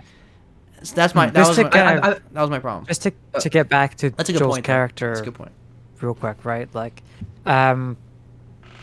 I feel like I see what you're saying, Mitch, but at the same time, it's like in the game, you had like he has that kind of he's beaten down, right, and he's hardened, but he has a kind of hopefulness under the surface, right? Like, you know, he has like the delivery of his lines, like there's sometimes like a lot of the time it feels like there's a bit of joy in them, right? Like those same lines that they translate for the show, like the scene in the car with the cassette tape, where he's like he's kind of jokingly says, "Hey, that's actually before my time," and then Pedro in the show says, "That's actually before my time." Yeah. I think like I think that's important because I think that's like the seed, right, that grows into the connection between the two characters, and that's just absent in the show. And I think that's part of the reason why development. like, You mean? Yeah, and I think that's the reason why the connection between the two characters never quite pays off the same in the show. I think that's one of the reasons for that. I mean, I think they substitute the pun book for that, but yeah. Like the pun book, it feels included just because it's in the game. Like they they include it over multiple episodes. They do, but it still feels like. It seems like as they go along, Joel gets more and more into it. Like even on the last episode, like he's starting to chuckle. So I feel like that's. I'm fine with it. I'm fine with it, but it still feels like there's a lot of things in the show. There's like the game did it, so we gotta include it too. I mean, like both the show and the game, they have like that gradual progression for Joel and like him like sort of opening up to Ellie. I feel like the show, and this is just a natural consequence of the show being a show with limited run times and limited episodes. They kind of only like skip to the highlights, whereas as I said earlier, in the game you like have those highlights, but then you also have everything in between where you're walking around with them, you're getting those optional dialogues, you're hearing them talk. I feel like that's just one area where the game would naturally exceed the show, is that you have those moments that more clearly fill in the blanks of how Joel and Ellie progress as characters, like, and each chapter in the part 1 game as well, like they each have like their own little mini arcs for Joel and Ellie to get over, like Billstown. I'm like really the whole Billstown section, which then bleeds through to Joel not giving Ellie a gun. In the game, Bill is basically just an echo for Joel, like like a Christmas Carol, Ghost of Future Past or something. Where it's like, this is what Joel could become if he doesn't have Ellie. And that's like why the game, it takes him a while to open up to Ellie, because it's like, I don't trust you. But then he's like, oh, well, yeah, remember how Bill ended up? I'll give the gun to Ellie. It's more in-depth than that, but like that's, the gist of it, kind of. Yeah. All right, we gotta. In the show, though, you don't have that, but yeah. We gotta start moving on because we've been on the Joel topic for a while. So let's hit on episode 2 with the clickers, like how they looked and with the tests and everything. How'd you guys like that episode? It was great until the end. The makeout section was just the makeout part was just like pointless. I didn't think it. Again, that was weird. Gratuitous for the sake of being gratuitous. Yeah, that's what The Walking Dead does, where they just do it for shock value. I was like, They said that the reason they did that was because they wanted to show that the whole tendril thing, it's like the infected only attack aggressively because they're provoked, and if they're not provoked, they just go in for a quick peck on the cheek. But I'd like to say, just because they say that doesn't make it any less stupid. Here's the thing, though, right? They established this new idea where like everything's connected like a hive mind, and they never mention it again. Basically, they never do anything with it again. I was gonna say that they never use the infected again, and they don't even mention it. Utter turmoil. The turmoil the internet went under because they don't have spores, yada yada yada. They replaced it with these tendrils. They did it for 1 episode and was never brought up again. Not even in episode 5, I don't think. I don't think it was even brought up in episode 5. I guess they did that because they want I don't want to cover the actors' faces with a mask, but like, you could have easily did spore sections. You could have easily did a couple of spore sections for like 5 minutes. Like you didn't. I'm not saying you have to do a whole episode of them underground in a tunnel with spores everywhere, but like you could have easily did like a suspenseful scene where they're in the darkness. You could have did a really cool horror scene in the darkness with spores everywhere. That explanation I'm fine with. The explanation that pissed me off was like Craig Mason or whoever going, like, well, in real life, spores would actually just fly out everywhere, so everyone would get infected instantly, and it's not realistic. It's like, mate, it's a game. Don't try and pull that snobbish it's not realistic argument here. It's like you're adapting the game too. We're talking about zombies. There's plenty about the show that's not realistic. Yeah, exactly. Because all you're doing is... Are you going to tell me Pedro Pascal... Are you going to tell me Joel is that dreamy and that handsome in a post-apocalypse? I don't think so. Come on. The thing is, they're so obsessed with this idea that, this could actually happen. This could happen. It could happen, guys. fungus. They're gonna kill us all. It could happen. Yeah. Like they keep saying it over and over, and all the behind the scenes stuff. It could happen. Like, and that's that we talked about it before, but like that's what irks me about the first episode as well. Is like they change the story around to focus more on the infected in the outbreak in the first episodes, Like just the how, because they're obsessed with with the opening. The intro, right? Yeah. And it's just because they're obsessed with this idea that it could actually happen. But who gives a shit? I don't care. I mean, it makes for more... lore reasons, I appreciate them Yeah. going into like more of the background of it. Like not necessarily like the pilot scene where it's like, oh, if the world got warmer, it's like, yeah, that's take it or leave it. A great scene, but like it's take or leave it. But like I think like the second episode's cold open where you have the lady in Indonesia, I think, and she's like examining doing the autopsy. That's a great scene. Not only because like I mean it shows different countries how they went through the outbreak, but it's just a really effective moment. That's what I'm saying. Television. But that's what I'm saying. Like they did it. I really like that like the cold opening of the second episode, right? And they never do anything with like that again for the rest of the season. Like that was it felt like I love that there was like a build up, like where we're seeing how it happened, this and that, and it never explores it again. Like it doesn't. It kind of just felt like that cold open for episode 2 was just like an idea they threw around at the writers' room, and they just liked it so much that they decided to tack it onto one of the. The infection I like it as a concept. I like it that it started in a flower factory and flowers everywhere, and there's little things in episode. Like I like that. But I agree, they don't do shit with it once it's set up. They just establish it, and then these are the main. The only relevance. I was gonna say the only relevance it has is about 15 minutes later in that episode where like Joel and Tess and Ellie are walking outside and like they see like the craters from the bombs. Like that's the only relevance it has. It also sets up the tendrils, but that also only has relevance in that episode. So. Oh well, no, but like the crater with like where like Tess explains like, oh, they tried to bomb. No, the city. I know. The world ended. Like, it's a tendrils. The whole world and the tendrils. Right. They're the main antagonists of the whole series, and they're barely in it. And it's just I don't know why they never did. Well, here's the thing as well, though. I'm not as big on those cold opens as you guys, but the reason I'm not is because it starts, and I'm kind of glad they didn't do more of them, not because it was bad, but just because it kind of feeds into this idea of like, okay, we're showing more of these side characters when we should be spending the time with Joel and Ellie, because the story is Joel and Ellie. Oh sure, no, I mean I don't need cold openings for every episode. I just needed more like I wanted to see more of like the infection of like how it relates, and then tie it to like what Joel and Ellie are experiencing. Like I think the main conflict I think the show has with itself is that it doesn't seem to know whether it wants to be a supplement to the game or if it wants to be like an improvement to the game in some areas. Because like you could easily argue that like like the cold opens for episode 1 and 2, like they could still easily be canon to the games. That's fine. And to an extent, you could argue that like parts of Bill and Frank's relationship in episode 3 that could be canon to the games, and like all this background stuff happening in like the QZs in episodes 4 and 5, that could be background stuff happening in the game.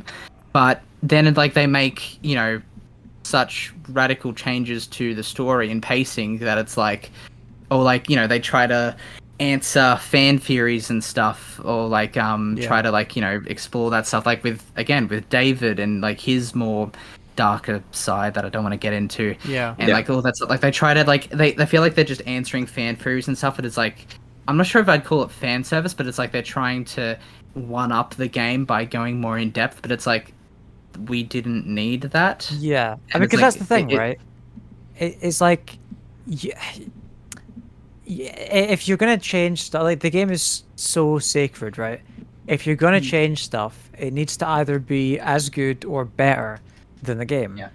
Which brings me neatly to the end of episode 2, where they changed Tessie's death scene in such a huge way, and it's terrible for a couple of reasons. One, because, and I'm not even going to get into the whole thing with the infected and the kissing and everything, right?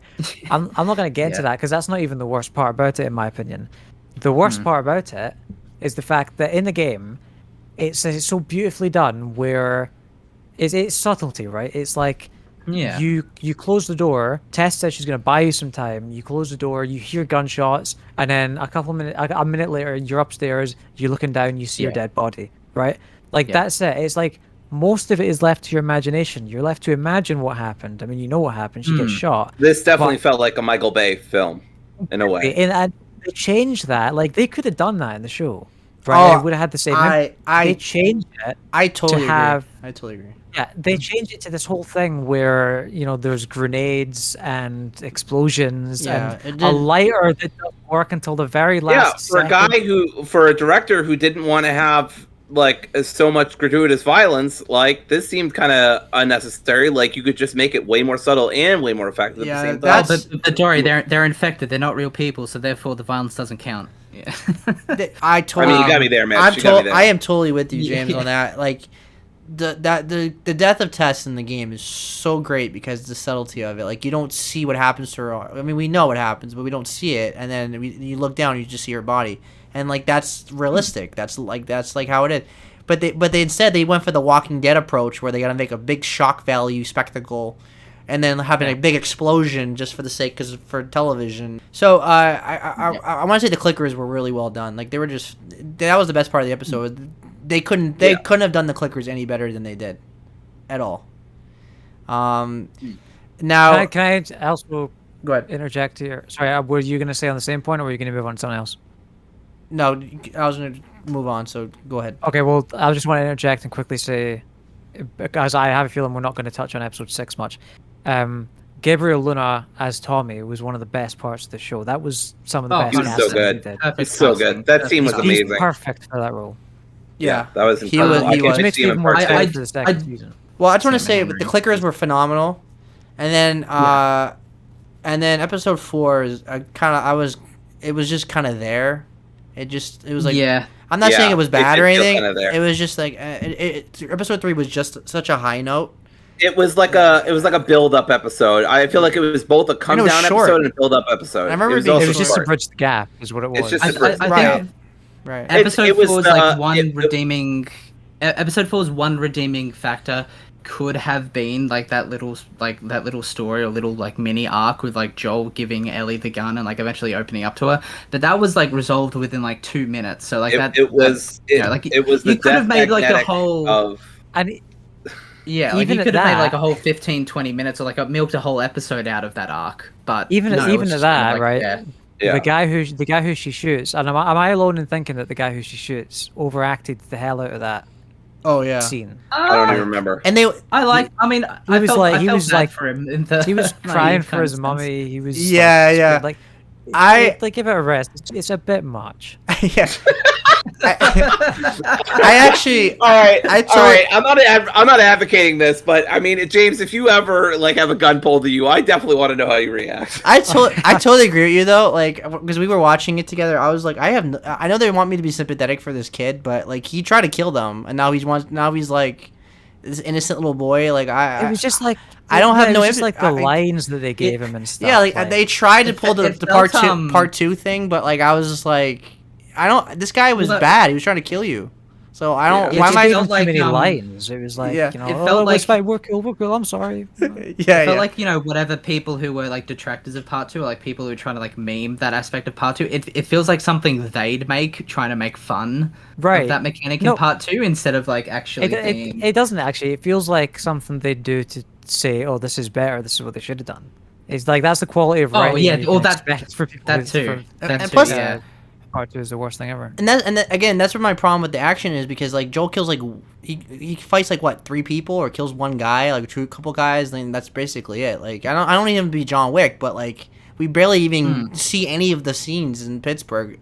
Like we barely see the bandits, or like we never like we get, and they're not bandits in the show, but like we don't even get any of that like at all. Like it jumps right to like, oh, we found Simon Henry in an office. I finally figured out why the fuck. Obviously it's promotional, right? Because they released the part 1 remake. But I think I finally just clicked for me, like why. Whenever I'd finish an episode or whenever I'm watching an episode, I'm like, damn, I really want to be playing the game. Like this makes me want to play the remake. obviously, again, Yeah. intentional on Naughty Dog and HBO's part, obviously. It's always on But sale now, so we get it. Right. But I think that it is the interactivity part that I miss. It is the action. It is the shooting. It is those character interactions that I'm really missing. And I'm like, because whenever I'm thinking about it, I'm thinking about either part 1 or part 2. And I'm thinking about like Ellie going through the woods and killing, or Joel in the cities and like attacking like hunters and saboteurs and stuff like that. And you don't get that as much in this episode or in the next episode. I mean, you get a little bit of it here and there. Obviously the sinkhole too in episode 5. It ties into the ultimate problem of the whole show is that like it's only 9 episodes and you have multiple episodes that are only 40 minutes long and everything is going point A to point B without any development. We're not getting the chemistry between Joel and Ellie working together. Yeah. And this is a perfect example of that. Ironically enough, that's something you'd think they'd think to do with the show, is that like, okay, we'll expand, like we'll give even more time than the game did, but they did the opposite. Part of me appreciates like the condensed version of The Last of Us, like where it's just story and they do a few things differently. But yeah, on the other hand, it's like I wish we could have had both, like like partially a condensed story version, but like cut out all the fat that we don't like, but like keep in all the development to make it natural. But here's the thing. They do a condensed thing, right? But the things they focused on should not have been the focus. Like, you know what I mean? If they're gonna condense it, make the main focus Joel and Ellie. Why are we focusing all these side characters like the lady in charge of the band? I don't know if I remember what their names were. Kathleen. She's so forgettable. Like, she was such a bland. I thought she was such a bland villain. She was such a Walking Dead villain. And they kill her off in like 2 episodes anyway. She added nothing to the story. She died in a goofy. I mean, it was like, it was kind of cool seeing like a clicker like little girl, but like at the same time, it's such a Hollywood thing to do where it's like, well, let's do this cool thing and have her get killed by like a non-subtle thing. Seb, yeah. Have you seen Euphoria? Yes, I love Euphoria. You know, well, I don't love it, but season 2 was a drop off. You know the you know the drug dealer lady. Yes. Yeah. Did you get the same vibes here? Yes. Yeah. Yeah. Like, and the thing is, right? Yeah. And for anyone who hasn't seen Euphoria, there's a character in that who's like a drug ringleader. Like she's like the crime boss or whatever. Yeah. Right. But Classic she's like thing in high school. Yep. She's like this really kind of quiet kind of character. Yeah. Like she's this innocent seeming character, and Yes. it's like, it's the same kind of archetype, and it's like it works in Euphoria because it's supposed to be kind of like a comedic twist. Yes. On this thing, but it doesn't work here because that just doesn't that just not that type of show. I guess a lot of people didn't like Melanie Lynskey as Kathleen. I thought she was fine, and I thought her backstory made sense, and I appreciated them tying them more into Sam and Henry and giving them more reason to actually dislike them. But I'm not going to defend her and say she was outstanding or anything. The story itself was straightforward. You couldn't screw it up because everything was just basic. Like her brother, something happened to her brother, and she wants revenge, right? Henry was a snitch. Henry had to kill him. It felt like it felt like Abby Light. But the issue is that we're getting, unless they for some reason completely, they're just like, we're getting Abby in season 2, so it makes no sense to just do this story again at an earlier point. But it's not just that though. It's only 9 episodes, and you're focusing on developing Sam and Henry's storyline when you still barely have gotten Joel and Ellie on screen together. That you're telling another arc at the same time. I mean, I think the idea is you build their. I'm not necessarily saying that it necessarily works, but I think the idea is to build their relationship through those side characters. Right. What I'm saying is it worked. Sorry, James, really quick. What I'm saying is that this show would work way better if it had more episodes and it had more time to show. Like, I agree. These things. I agree. I mean, yeah. That's what I'm saying. Everything's just going really fast. So we're throwing side characters, taking away from Joel. We're just going to keep saying that over and over again. Yeah. The show needed more episodes. Yeah. It does beg an interesting question though, which is why. Hang on a second. Yeah, it does beg an interesting question as to like why did they turn Henry into the title character of a Liam Neeson movie? You know, the collaborator. Is it contract? No, because you know, like they have all the Liam Neeson films. It's like Oh, You know, right. Oh, okay. I get what you mean. Sorry. the Yeah. commuter, kind of. Yeah. Yeah, but like, it's like it's just kind of weird, and I kind of get why they did it from like a narrative standpoint, or like, because because like it makes the character more important for the show and everything. But like, I don't know why they turned Henry into this big deal. Like for the show, like he's got this whole narrative where they're out to get him and stuff, and he's like, I the mean, guy.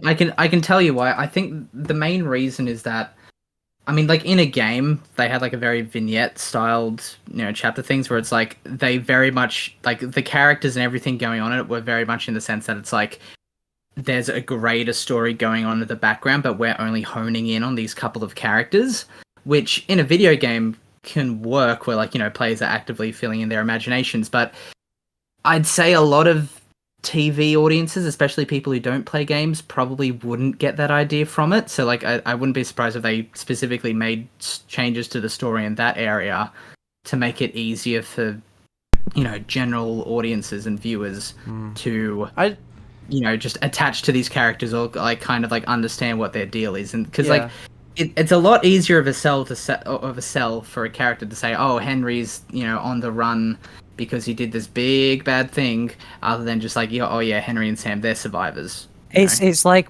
but at the same time as that, like putting that aside, right? But it's just the collaborator thing irritates me a little bit, because it's like it's this problem shows seem to have, or like media in general seems to have, where they need to invent their own language, right?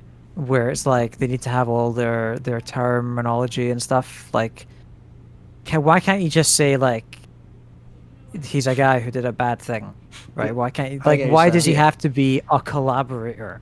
Yeah. But I think I get it. Right. Now I understand why you were saying that. Yeah. I get it. But I think in Sam and Henry's case, you didn't really need to make this whole backstory about them. They could have easily just been survivors, because at the end of the day, you get to the same point A to point B where the same thing happens to Sam and Henry. I didn't dislike it. I didn't dislike it. I'm just saying in the game, it just didn't need. It doesn't. Yeah, it didn't need a whole agree. episode. It's fine the way it was. It was fine the way it was. I don't know that they needed to change it to this, but I wasn't upset by it either. It comes back to that thing of like, if you're changing something, it better be to improve upon it. Yes. Like, don't change things, because if you change things and make it worse, then people are going to say, like we're doing now, why did you change it? Yeah, because to episode 5's credit, like, it does show like them being underground and like being in like a daycare room or the school underground, and like and then Ellie and Sam interacting with each other. And I really like the idea of making him deaf. Like, I thought it was a cool, neat change. Yeah, I thought that was cool too. I thought it was cool. Yeah, the whole American Sign Language thing, and like I really liked it. I was digging that. Like, did they need to do that? No, but it was a cool change. I was totally awesome. Episode 5 to me is was my favorite episode. But speaking of fan service, I thought the sinkhole scene was great too. I mean, I agree the kid killing Kathleen was a little on the nose, but I think besides that, pretty much everything was very well done and was much needed action towards the end of it. yeah. Well, the sniper scene and all that stuff was great too. I thought her death was fine. The death that annoyed me a little bit was Jeffrey Pierce's death. Yeah, that was. Yeah, why didn't he keep running? Why the fuck did he try to hold off that big thing? That made no sense. Like, that was one of those things where it's like, it feels like that was done they're leaning into cliches. They're leaning into they were doing that so that they could up the body count. They were doing that so they could have a dramatic get moment. the death animation. Exactly. The death animation. That's the right. That's true. I'm fine with the way he died, purely just because we got the blow to death where he like tears the guy's head apart. Yeah, that's which is really the only reason they probably did it. You know what? I would have been exactly. fine with it if they'd given him a Wilhelm scream, but they didn't. They should have done that. All right, James and I finally agree on something. Well, I agree with that. Out of Jeffrey Pierce's, manly burly bod, just like the whatever the Wilhelm scream is. Exactly. But, Yeah. No, they should have made Jeffrey Pierce the big bad, the ringleader. That's what they should have done. That would have been a good idea. What cool. did we actually think about the change between Ellie and Sam though, with Sam showing her his bite? And like I think that she makes was- total sense that she would try to cure him with her Yeah, blood. I- didn't think I- that- find it inoffensive. I thought that was a cool idea. Like she tried. Yeah. That she tried to like. Hmm. she's Fix her. 14. She has no idea like what it means to like try to save the world with her blood or with her body. I mean, it makes total sense to me that she would think that would work. part of oh yeah, no, Part of me I like wanted that intention. to work. Part of me wanted that to work, even though I Yeah. knew it wasn't gonna. Yeah, that worked. Part of me I was think it was like, great. honestly, when Ellie told Joel about it the next episode, I was like, with the way Joel was looking at it, part of me was like, honestly expecting him to like just look at her and say, "That was pretty fucking stupid, Ellie." Yeah. Something like that. Just slaps her. But No. just for the sake of It's like- pacing, though, overall, I think they did Sam and Henry really well. I didn't. Yes. We didn't need the whole backstory with the lady and developing her story. I thought that just took away from the whole thing. I think you could. I think you could have just spent more time focusing on Joel and Ellie and Sam and Henry interacting with each other and going through obstacles, and rather than. I feel like the only this way lady. Kathleen as a character succeeds is that if you look at her as just like a supplement to Sam and Henry's character. Like she Sure. serves no purpose, like no. Yeah, like, yeah, she's subplot. The only way she is a successful character is if you look at her just as being a tool Sure. to make Sam and Henry more, Right. like active or involved characters. I do like though, and I mean they didn't entirely go that way, but I did like the idea of how like they set up at least at the start of the episode where like Sam or like Henry had never killed anyone before, like whereas in the game he clearly did, but it's like. I like the idea that they were setting up where it's like, oh, he never killed anyone before, so then like the only person he'd ever had killed really would be his brother. Turns out they didn't quite go that route, but it's like, I mean, not at least not directly, but it's like that would have been a really like that's a really interesting idea and change that I think really would have worked for his character. Like it's a small thing like that, but it's like it would have just made the events and heartbreak that we know was coming even worse. And they kind of did it. And I think Bella Ramsey acted the hell, or everyone acted the hell out of that scene. Like Ellie's little, like scream when That Henry was- shoots himself. Yes. That was really good. That was my. That was really good. That completely like Yeah. okay, I prefer this over the game's interpretation. Yeah, of the scene. that was my Especially 'cause, favorite like, they scene can of the sit with show. it more. That was my favorite scene. Yeah, 100%. In the whole show. Yeah. Yeah, that was. Finally, something we all agree on. Yeah. Yeah. Actually, Hey, we did it. Now that you mention it, yeah, actually, I think the show did it better than the game in that particular scene. Yeah. I think I that- think like, I think that and- they handled that entire area of the game better. Like hot take. Like I mean, like, aside from the Kathleen stuff, like purely Sam, Henry, Joel, and Ellie, I think they handled all that area better. yeah, in the I mean, show. because in the game, Joel basically takes on a whole militia by himself, and Yeah. so that's more video game-ish thing. Okay, so let's move Yeah, on to the next um, episode because we're at 3 hours now. So let's Yeah, Let's go to that's episode. What was episode 6? That was with the that was the Tommy. Tommy. That was With Tommy and, like, then the snow. Now I want to say With this- my second favorite. Sorry, really quick. My second favorite Oh. scene in that show was Joel and Tommy's conversation where Joel gets emotional. That's my second favorite Yeah. scene in the whole. It was so good. Yeah. Sorry. So I That was- think this. Sorry, Mitch, you were going to say something on that scene. No, I was gonna say like that was just quickly that was the scene that really sold me on Pedro Pascal's version of Joel. Jesus. Because like six before then episodes well no okay like as his own version of Joel, because before then I'm like okay yeah he's just like I kind of saw him more so just as him, like I was constantly comparing him to Troy Baker's version because there really weren't that many deviations to it. I'm like okay, Troy Baker did it better in this scene or Pedro did in this scene, but then like when he has that whole emotional breakthrough moment, like it finally clicked with me. I mean, it clicked with me a bit earlier in the episode, but it finally clicked with me what they were trying to do with this version of the character of Joel, and it made me be able to totally separate them in my mind. Like, I was totally able to go, okay, this is Pedro's Joel through and through. Like, this is something that we haven't seen or that they haven't done with Troy Baker's version, but, like, this is Pedro's version. I'm going to stop comparing them now, really, because, like, all I see is Pedro Pascal here, or, like, his version of Joel. I'm not comparing them to the game version. Now was if that? that makes sense. Yeah. Like also, I love the. I really like his wife Eddie's. Was it? Yeah. What was her name? What's Maria? her name? Maria. Yeah.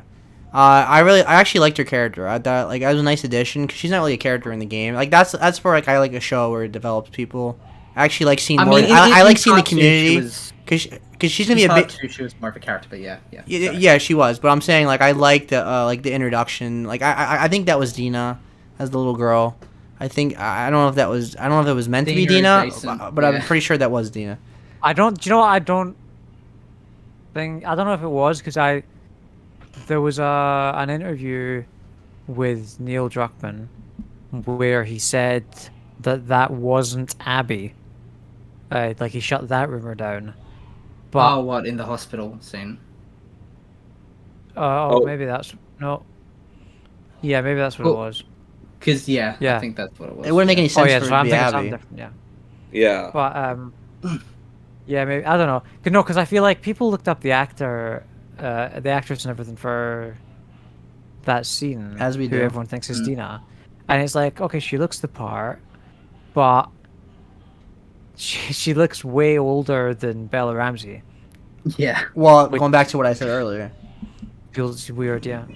I feel like all that's gonna be is just like they're gonna make her a Dina stand-in.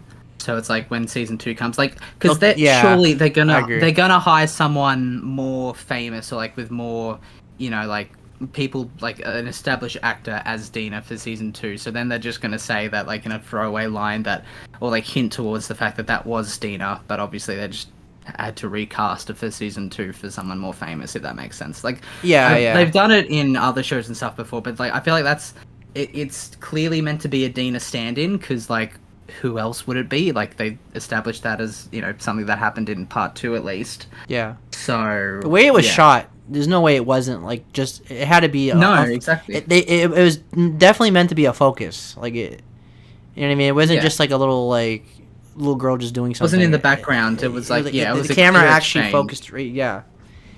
But overall, because we gotta start wrapping this up. Overall, I think episode 6 was really strong. I think it's one of the best episodes. I think. I think they. Sorry, just quickly. Go. The scene between Joel and Tommy, that emotional scene, that was fantastic, and I liked the way it led into Joel and Ellie's conversation so much more. Because like as great as that scene is in the game, like it's clear, it's like the best scene and probably it's the most iconic. Really, it's the most iconic. Yeah, it's the most iconic. It's like the best scene. But the way in which like Ellie runs away from the dam, and just so happens to avoid all those bandits and raiders on the way there that you have to fight through. Like it's the most clearly video gamey segment of the game where like all the action sequences in that are so contrived they just don't need to be there. Like why did we need people attacking the dam in the game? Why do we need all this stuff? Definitely. In the show. Definitely. In the show they make it like a much more contained, much more grounded story moment between characters. And I totally like it made their conflict so much more impactful when like they led into it's like like Ellie's like instead of Ellie like just kind of inferring something in the game, in the show she actually hears Joel talking about it, so that like it's a much more understandable reason for why she'd be pissed at him. And obviously Joel's just like Joel's had like a cry and he's like still emotional, so like it'd be understandable as to why he'd blow up at her. Like that scene was done, even though I don't think the acting was on par of the games, I think the context and the way it was done was much better. Handled better in the show. Much better. I agree. I totally agree that the show did it much better in that section. Because that part is just kind of tacked on in the game. That's a very gameplay section. It is. Yeah. It is. It's it's one of those segments, and that's probably why part 2 had such long sections where like you were just talking to people because they kind of realized, hey, we don't need this stuff. Yeah. But like it was one of the more contrived gamey segments. But here they just let the story and characters play out, which is for the best. Now, yeah, I agree. We should just move on to episode 7. Episode 7. Yeah. Basically, it was Left Behind, so like it was Left Behind. There's not really much. It was great. It was Left Behind. Moving on. Yeah, it was pretty much. It was pretty spot on. I want to say as the resident gay person here, that the little subtle ways in which Bella Ramsey did those little moments where you could tell that she loved Riley, that she had a deep, just love for her, and in all the ways it matters, not just romantic, but I mean friendship and everything else too. Was just so great. I mean, so incredible when they're on the carousel, and the way that Ellie looks at Riley is phenomenal. They actually have Mortal Kombat, so I think that's a win for the show over the video game in this case. I know obviously why they couldn't in the game, but I think they did a lot of things here better than the game, but I'm not gonna say like hugely better, but it was still left behind. It was practically Actually, it was pretty much equal. I'm sorry. I thought- I'm sorry, Dory. I'm gonna have to completely disagree with you. This is the worst episode of the show. They didn't include the Facebook joke inside. That's the show. true. You know what? That's true. 0 out You of know 10. what? They did include the Fuck Facebook this episode. joke. I don't care about queer representation. Fuck this episode. Yeah. No Where's Facebook my jokes on Facebook the- representation? Where's my Mark Zuckerberg Exactly. representation? There wouldn't be Facebook because the world ended in 2003 and there was no Facebook then. Well, no, exactly. true. That's exactly it. It's like they by that. That's. But there was no MySpace joke replacing it. Wasn't MySpace a thing? Well, At least I think 2003? I think what we were- I think. Oh what yeah, we had the were discussion, trying to right? establish that, Well, that it came out in 2004 or AIM. yeah, because the My mouth. yeah. I feel unnatural saying AIM because I haven't said it in so long. It feels weird to say that as 3 initials. because doesn't the world end in the games in 2013 or something like that? Yes. Yeah. But in the Right in the show after it's- Pearl Jam has their song. But then show Yeah, which the means that show ends which in means 2003. that Pearl Jam's Future Days is not going to be in. That's the right. next How the season. fuck are they gonna do Future Days? They can't do it. Imagine if like in part 2 or season 2 They get Eddie Vedder. They just get Eddie Vedder. Yeah, exactly. It's like, oh, he just so happened to stumble into the Jackson settlement. That's and he's right, like, that's hey right. guys, I just came up with the song. Hey guys, just came up with this song. I just thought I'd play it for you guys. Here we go. Yeah, exactly. And then Joel's like, that's a damn good song. That's a good song. I Oh, should learn that on really? guitar and then teach it to Ellie and then die. Teach me. But Watch yeah, them actually do that for season 2, though. That'd be Watch so this funny. like freaking. I would absolutely approve of it just because it's so ridiculous. But yeah, this was a great episode. I don't really think it did anything that the DLC didn't do, but I did love the way it did it. yeah, it was good. It No, was yeah. exactly what it should It be. was a good episode. Yeah. Yeah. I think like the only thing I can, if I really wanted to nitpick and be an arsehole, I'd say And Mitch does. not And ha- Mitch does. not Let me ha- assure you, he yeah. does. not having that contrast or the contrasting segments between like in the game DLC where it's like, oh, we have these nice quiet moments with Riley contrasted by the harsh, winter like Yes. stuff with Ellie on her own. That was I a nice agree. parallel I enjoyed in the DLC, but that mainly only worked, to the point because you're actually playing through it. Whereas Sure. in the My show, favorite it's like, part I'm about that sure you really DLC needed is you that. can beat it in 5 minutes if you do some clipping and stuff. I saw a speed run of it once. You can beat Really? that DLC like Oh, in wow. 5 minutes because there's a section where you can just clip through and then just have Ellie be in a place she's not supposed to be, and then it triggers a cutscene and you're done. hell yeah. Or something like that. I don't remember all the I mean, details, but it's just funny. if it means you can avoid that god awful final combat segment in the DLC, then A+ from me. I hated We that also final we got fight. we didn't mention But yeah, we didn't mention like this the whole college section, and like I thought that part was pretty rushed. Like yeah, definitely. it was with like Ellie in episode. when Joel gets stabbed. I thought it was the so university. rushed. Yeah, Right, the college. right. Yeah. I mean, again, what I kind of was saying earlier with episode 9, it's like because all it was just gameplay segment, like in the university, nothing really story wise happened. So Sure. I was fine with them.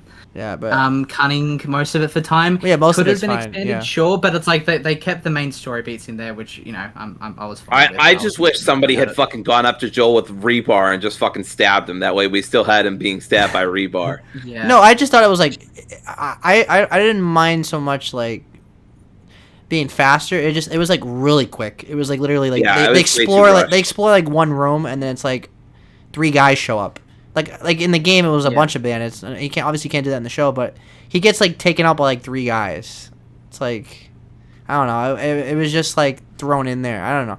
It was just too rushed for me. It could have been a little more like walking around, exploring the building or something like that. Not like Yeah. main focus, but it should have been at least a few more minutes of like exploring and taking its time. But Episode 8. I think we already hit on 8 and 9 But basically. did we hear it on episode 8? Yeah, we did. Oh, it we hit earlier. on episode 8 a lot earlier. Oh, yeah. that's right. That's right. We Um, did. I forgot so- about that. We did that earlier. so- All right, last episode then. So episode 9 Last episode. was really short, but at the end of the day, I think it pretty much nailed what it needed to nail. Like it captured, Yeah, exactly. it captured what it, I agree with that. the ending of the show. I mean the game. I think that as short as it was, I think the pacing was like pretty spot on for the episode. Like they just Yeah, Like they got through, they hammered on all the points they needed to. That I didn't feel like any of the like individual moments were rushed all that Yeah. much. No, I think like I was like in my head I was expecting like the hospital shootout to last a lot longer, but it was kind of like just like 2 to 3 minutes. Like in the music, I'm like, okay, I'm fine with this. You know, like I'm happy Yeah. with it. I was fine with it. Yeah. Only thing I'd say I'm maybe a bit iffy on was just I wasn't. I mean, just like some of again Pedro Pascal's delivery on like some of those lines and how he just so instantly shot Jerry. Oh, how to get the name Jerry? I don't know. In the surgery room, I feel like that could have had a bit more emphasis, especially considering Yes. you know I was what gonna say will that. likely be happening next. But again, that's just me nitpicking for the sake of Sure, nitpicking. that was actually my least favorite part of the episode was like the fact that like we know because I guess because we know who it is, but they Yeah. there's no like he just I laughed. it's just too quick. It's too I laughed. You shot him. I laughed. it's too quick because it's Yeah. they actually focus on it in the game, like it's a main part, like where you walk in and like he hesitates for a second and then he Canonically, at least, I'm pretty sure, like, you know, what you have to do is, like, you press square to, like, stab him in the neck, like, quite violently, and, like, it's held there for a few moments in the game. Like, you can shoot him and stuff, but it's, like, I'm pretty sure, like, the intended way is to, like, I suppose press square and stab him. Yeah, I suppose it's a nitpick, but like I feel like it could have been maybe like 5 seconds longer than it was. I remember. I guess this is where we're getting nitpick territory, but I think it could have been just a little more focused. Like okay, because it leads to part 2, right? I mean everything that happens in part 2 is because of that one moment, right? And it's like, all right, we're done. I can but again, I can understand why Yeah. they wouldn't want to give it away. Right? Sure, They wanna be it's careful of minor. that. But you know what's but people wouldn't know without the context, though. You know. Yeah, So it's true. I think that scene where he's going to town on the Fireflies, though. I Yeah. think that's my second favorite scene in the show. yeah, that was really well done. Yeah. Like that. Because it is like, especially the way that like they don't just have him like shooting the guys to get them out of his way, like they have him go over and like execute them. Hunting them. Yeah, they hunting them. emphasize the violence. Yeah, which Yeah. goes back And to goes back to Mitch's point earlier. That but it was more impactful because you didn't really get to see Joel do violent things. Even though I wanted more action, that was one of the strong points of the show is that you actually got to see him like snap because his love for Ellie was so strong. Because something I noticed by like people who were like first time viewers of the show hadn't played the game is like they were saying it's like, oh, this is the old Joel coming out. But it's like, as someone who's played the game or like played a version of the story where it's like Joel was just violent the entire time through, that didn't even occur in my head. I'm like, oh yeah, this is Joel being Joel. But then because of people like the way the show set him up, this is just like it was a real like It was more impactful revelatory moment for the character. Exactly. Yeah. So it was more impactful. Because in the game it was still Also, impactful because Joel wasn't killing people for his own benefit. He was killing people because his love. So Joel did change in the game. It wasn't just like he was a violent person all the way through and there's no redeeming quality. He actually does change as a person in the game too. I think that the main reason I mean another big reason why I prefer the show's version is just because I hate the hospital section, man, of the game. Like there's every time I play through the game, there's like a small part of me that goes, should I just stop playing here? You know? Oh yeah, should I just stop playing? And like I mean, because like in the show, like and I mean like at least I think the way the game wants you to think is like it's meant to be like not a power fantasy moment, but it's like meant to be like Joel's like fucking he's going crazy, he's killing people and shit. Whereas like in actuality, when you're playing it, most of the time you're just hiding and like praying to God you can run past them while not getting shot, and it's like trying to conserve ammo and all this stuff. But it's like, whereas in the show, I feel like the show conveys that moment much more effectively, where it's like, yeah, Joel's just an unstoppable killing machine. Yeah. Because you're not one in the game unless you're playing on like a very easy or something. Where it's like you have, you know, a ton of health. Yeah, the show did that better, I think, for sure. So we gotta wrap it up now. So the overall, I think we all really like the show. I feel like we all.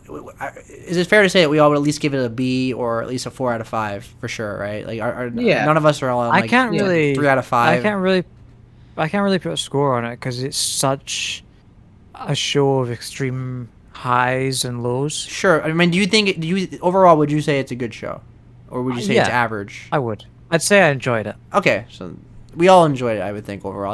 I mean, I think a lot of things we said today were not nitpicks. I actually think we hit on legitimate criticism, but Yeah. but at the end of the day, I don't think any of us think it's a trash show or it's super disappointing. In fact, I would say this is the greatest video game adaptation of all time at this point. I think everyone would agree. I think any of us think of like at least like in terms of like an adaptation, Not video anything game else, wise. like any other movie or TV show that did it better? Yeah. Video game Castlevania. for a video game. I mean, that's an animated. I don't count that. I mean, like live action. Oh, live action. Okay. Yeah. Sure. Yeah. I mean, Castlevania. Just kidding. No, Castlevania would definitely be. I mean, that's more like. I mean, that's anime. I guess it's kind of cheating. I mean, well, because like, but- well, yeah, because I mean, like at least with don't anime, it's know. like you can translate those action sequences from a game much easier than you could in a live action. But I think, yeah. as I said earlier, quickly, a big reason as to why this show works is because even though they don't adapt all the action sequences beat for beat, they at least give a compelling reason and story or character reason as to why that's the case, and they use that to further explore characters and give more depth in areas. Like they take any possible weaknesses for the most part and they expand on them and they make them strengths, which is I feel like the best thing an adaptation could do for something like this. Now listen, I don't mean to drag this out, right? But there is one thing I wanted to mention Sure. that I find absolutely fascinating, is the fact that like, and I've talked to people who have not played the games, who have said this to me, like they have said to me that they don't like that they ended on a cliffhanger. And I think it's fascinating to me that just the simple fact that a season 2 has already been announced and we know season 2 is coming, just that Yes. simple fact is enough to change people's interpretation of the ending. 100%. Right, like, and change how they see it, like, and the fact that it's a negative that it's a cliffhanger, whereas when the game came out, it wasn't a cliffhanger, it was just the ending. The was ending. just ambiguous. it? It was just that. That was it, just yeah. That by design. and I think also the fact that like because in behind the scenes stuff, like you've got Bella Ramsey saying like themselves that Ellie doesn't like outright saying what is happening doesn't through believe Ellie's it, yeah. mind at the ending. Yeah, exactly. Where it's like that. It's like no, it's like I mean the game's already out, part 2's already out, so it's not exactly like we can debate over it again anymore. But it's like a big part of why the original ending was so good is because there was that ambiguity. Like that's the whole reason people talked about the ending for years and years and years, because there was that ambiguity. No one knew what Ellie's looks at the ending. Yeah, it was the debate. And, I mean, it was For 6 even years. more, polarizing because it was a video game. Like these were computer-generated images, and in 2013, technology isn't as advanced as it is now, especially compared to like Part Yeah. 1's remake or remaster. I feel my bones or even- withering. Yeah. Yeah, but like to quickly, it's like, yes, as James was saying, the ending and the interpretations of the ending are very different for Yeah. the show. It's the game. the game's always gonna be more powerful just because of the fact that it was like you never saw. There was very few games that ever captured that level of like cinematic, like Hollywood acting. Like that ending was better than like many movies. Like that was like it's such like iconic. Like that. Like it's really everything in comparison is always just not gonna live up to it because you never saw that before really in a video game like that. Like very few games have hit that level of peak. And I can talk for hours about the ending of the game, where it's like how important it is for for us to be playing as Ellie for the final moments instead of Joel, and like viewing it for her perspective and stuff that the show doesn't offer us. And I think overall, I'd say the show's like final moments still great, but not as impactful. as the show. I don't know if y'all heard about the extended scene they were considering with Joel and Ellie going down the hill and Ellie being a little bit apart from him. I think they should have done that. I don't. I think they- that's a crazy take. I'm amazed when you say that. Why? Well, because of all the things in that game that I would consider sacred, that the ending is foremost. Like I mean, I don't think the anything music is sacred. credits. I think everything is open to interpretation and changing. So I just don't see art as sacred.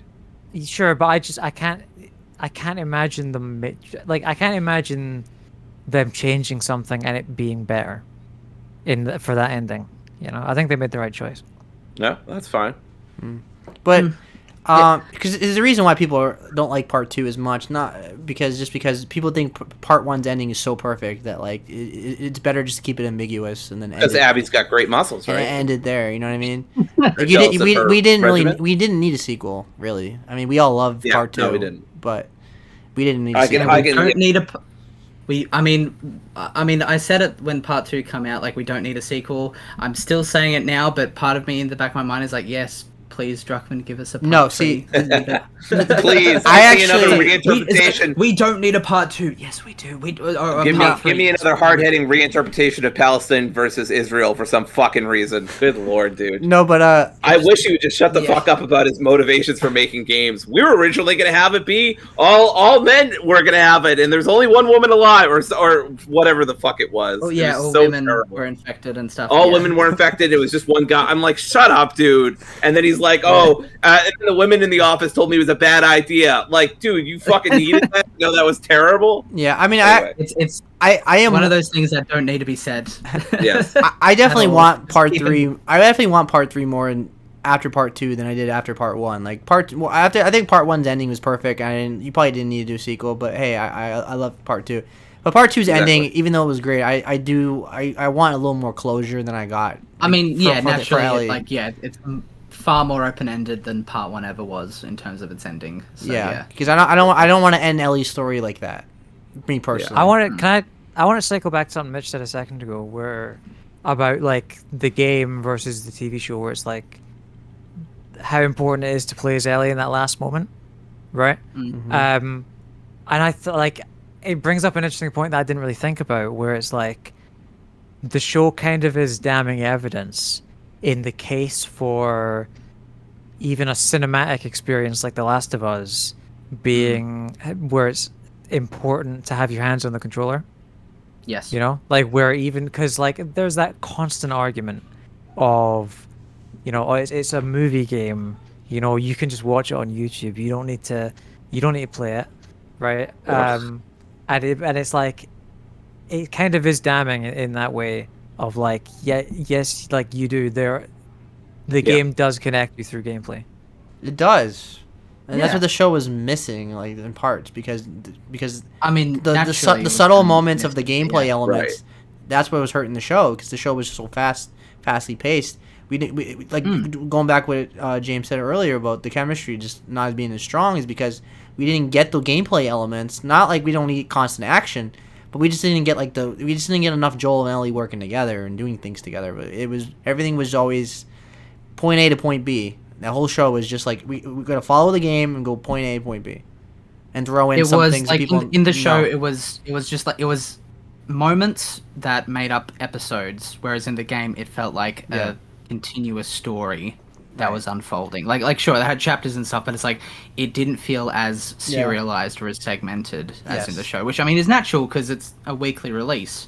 Yes, but even just in the pacing and how the show is written and paced. Yes. That's just something that it'll never have a leg up on the game. Sure. It'll never be able to see the game. That's the difference in the medium, but hopefully season 2 and 3 do the pacing better and have more. Hopefully we get more episodes. At least give me 10 episodes or 11 or something. Well, they're saying that like they've already pretty much confirmed that season or part 2 is going to be split across 2 seasons, at least 2 seasons. Yes, which so that means better for me. That means probably better pacing. Yes, I agree. Yeah, because like I mean like I feel like because that's the thing I do like about the show in comparison is that it does just like it takes out all the bloat of the gameplay and like long action sequences where nothing happens and just focus on the story. Yeah. Theoretically, there is absolutely a version of part 2 that can be told in one season. Oh, sure. And I think if you really want to just like capture that lightning in a bottle and keep the story as, you know, tight and contained as you want to, then yes, keep it as one season. Yeah. But they already are making it more than one season. They've pretty much said that. So I am hoping that even if they don't make big sweeping story changes or structural changes, that they expand on it correctly. Yes. Yeah. Because I mean, theoretically they could. Realistically, I don't want to see it. I want them to take more of their time and give it more episodes. But we should wrap up. Exactly. We are. So that's it. So overall, good show. This could be its own fucking episode. We talked for like 2 hours. Yeah. Not that I don't love the show and love talking about it. Which I knew was gonna happen. So Yeah, I did could too. talk about it for another So, hour, but we should really wrap Yeah, up. so that's our show. Next episode, we're gonna talk about Resident Evil 4 remake. It's gonna be out, and by that point, all of I us will are gonna have it beaten most likely because Yeah, 2 weeks. probably. It comes out Friday, And I will and yeah, go ahead. Yeah, It comes out I was gonna say, Thursday, I will doesn't have it? moved I thought it house comes as out well, Thursday. so Thursday at Doesn't midnight. it come out Friday. the 23rd? I thought it was Friday. 24th. It was the 20. It's the 24th. 24th. Well, Oh, it's Thur- 24th? Thursday at midnight, so I'm gonna be playing it Thursday. Thursday at midnight. Sure. Oh yeah, Friday. Thursday Okay. midnight. So Yeah, but so It's Friday. I'm gonna play. So we will play Resident Evil 4 remake, and I'm gonna talk about Tachia because that comes out as well. So by that point, it's gonna be April next episode, I believe. Yes. So It actually, should April be. 1st. Or It's gonna be April Fool's Day, fools. yes. All Well, right. technically, it'll be April 2nd for me. So We should Oh just. god damn it, better Mitch! than you all. So We should do a bit where Yeah. we've all just played the original Resident Evil 4. Oh my god, yes. I was really confused about why Leon won't fucking move every time I And aim. why does he keep telling Ashley to go into a dumpster and she listens to him? I don't understand what's happening here. if you want me to, Why is this rural? Why is this guy that doesn't sound at all like a scientist? Why is he chatting up a young adult president's daughter and talking about a ballistics? That's just fucking weird, man. Stop. I mean, I can endlessly praise that game. If you want another 4-hour episode, then go ahead. All right, so that's it for this week, everybody. Hey, we'll see you next time. All right. Good night, everybody. Bye. Bye. Oh, that worked?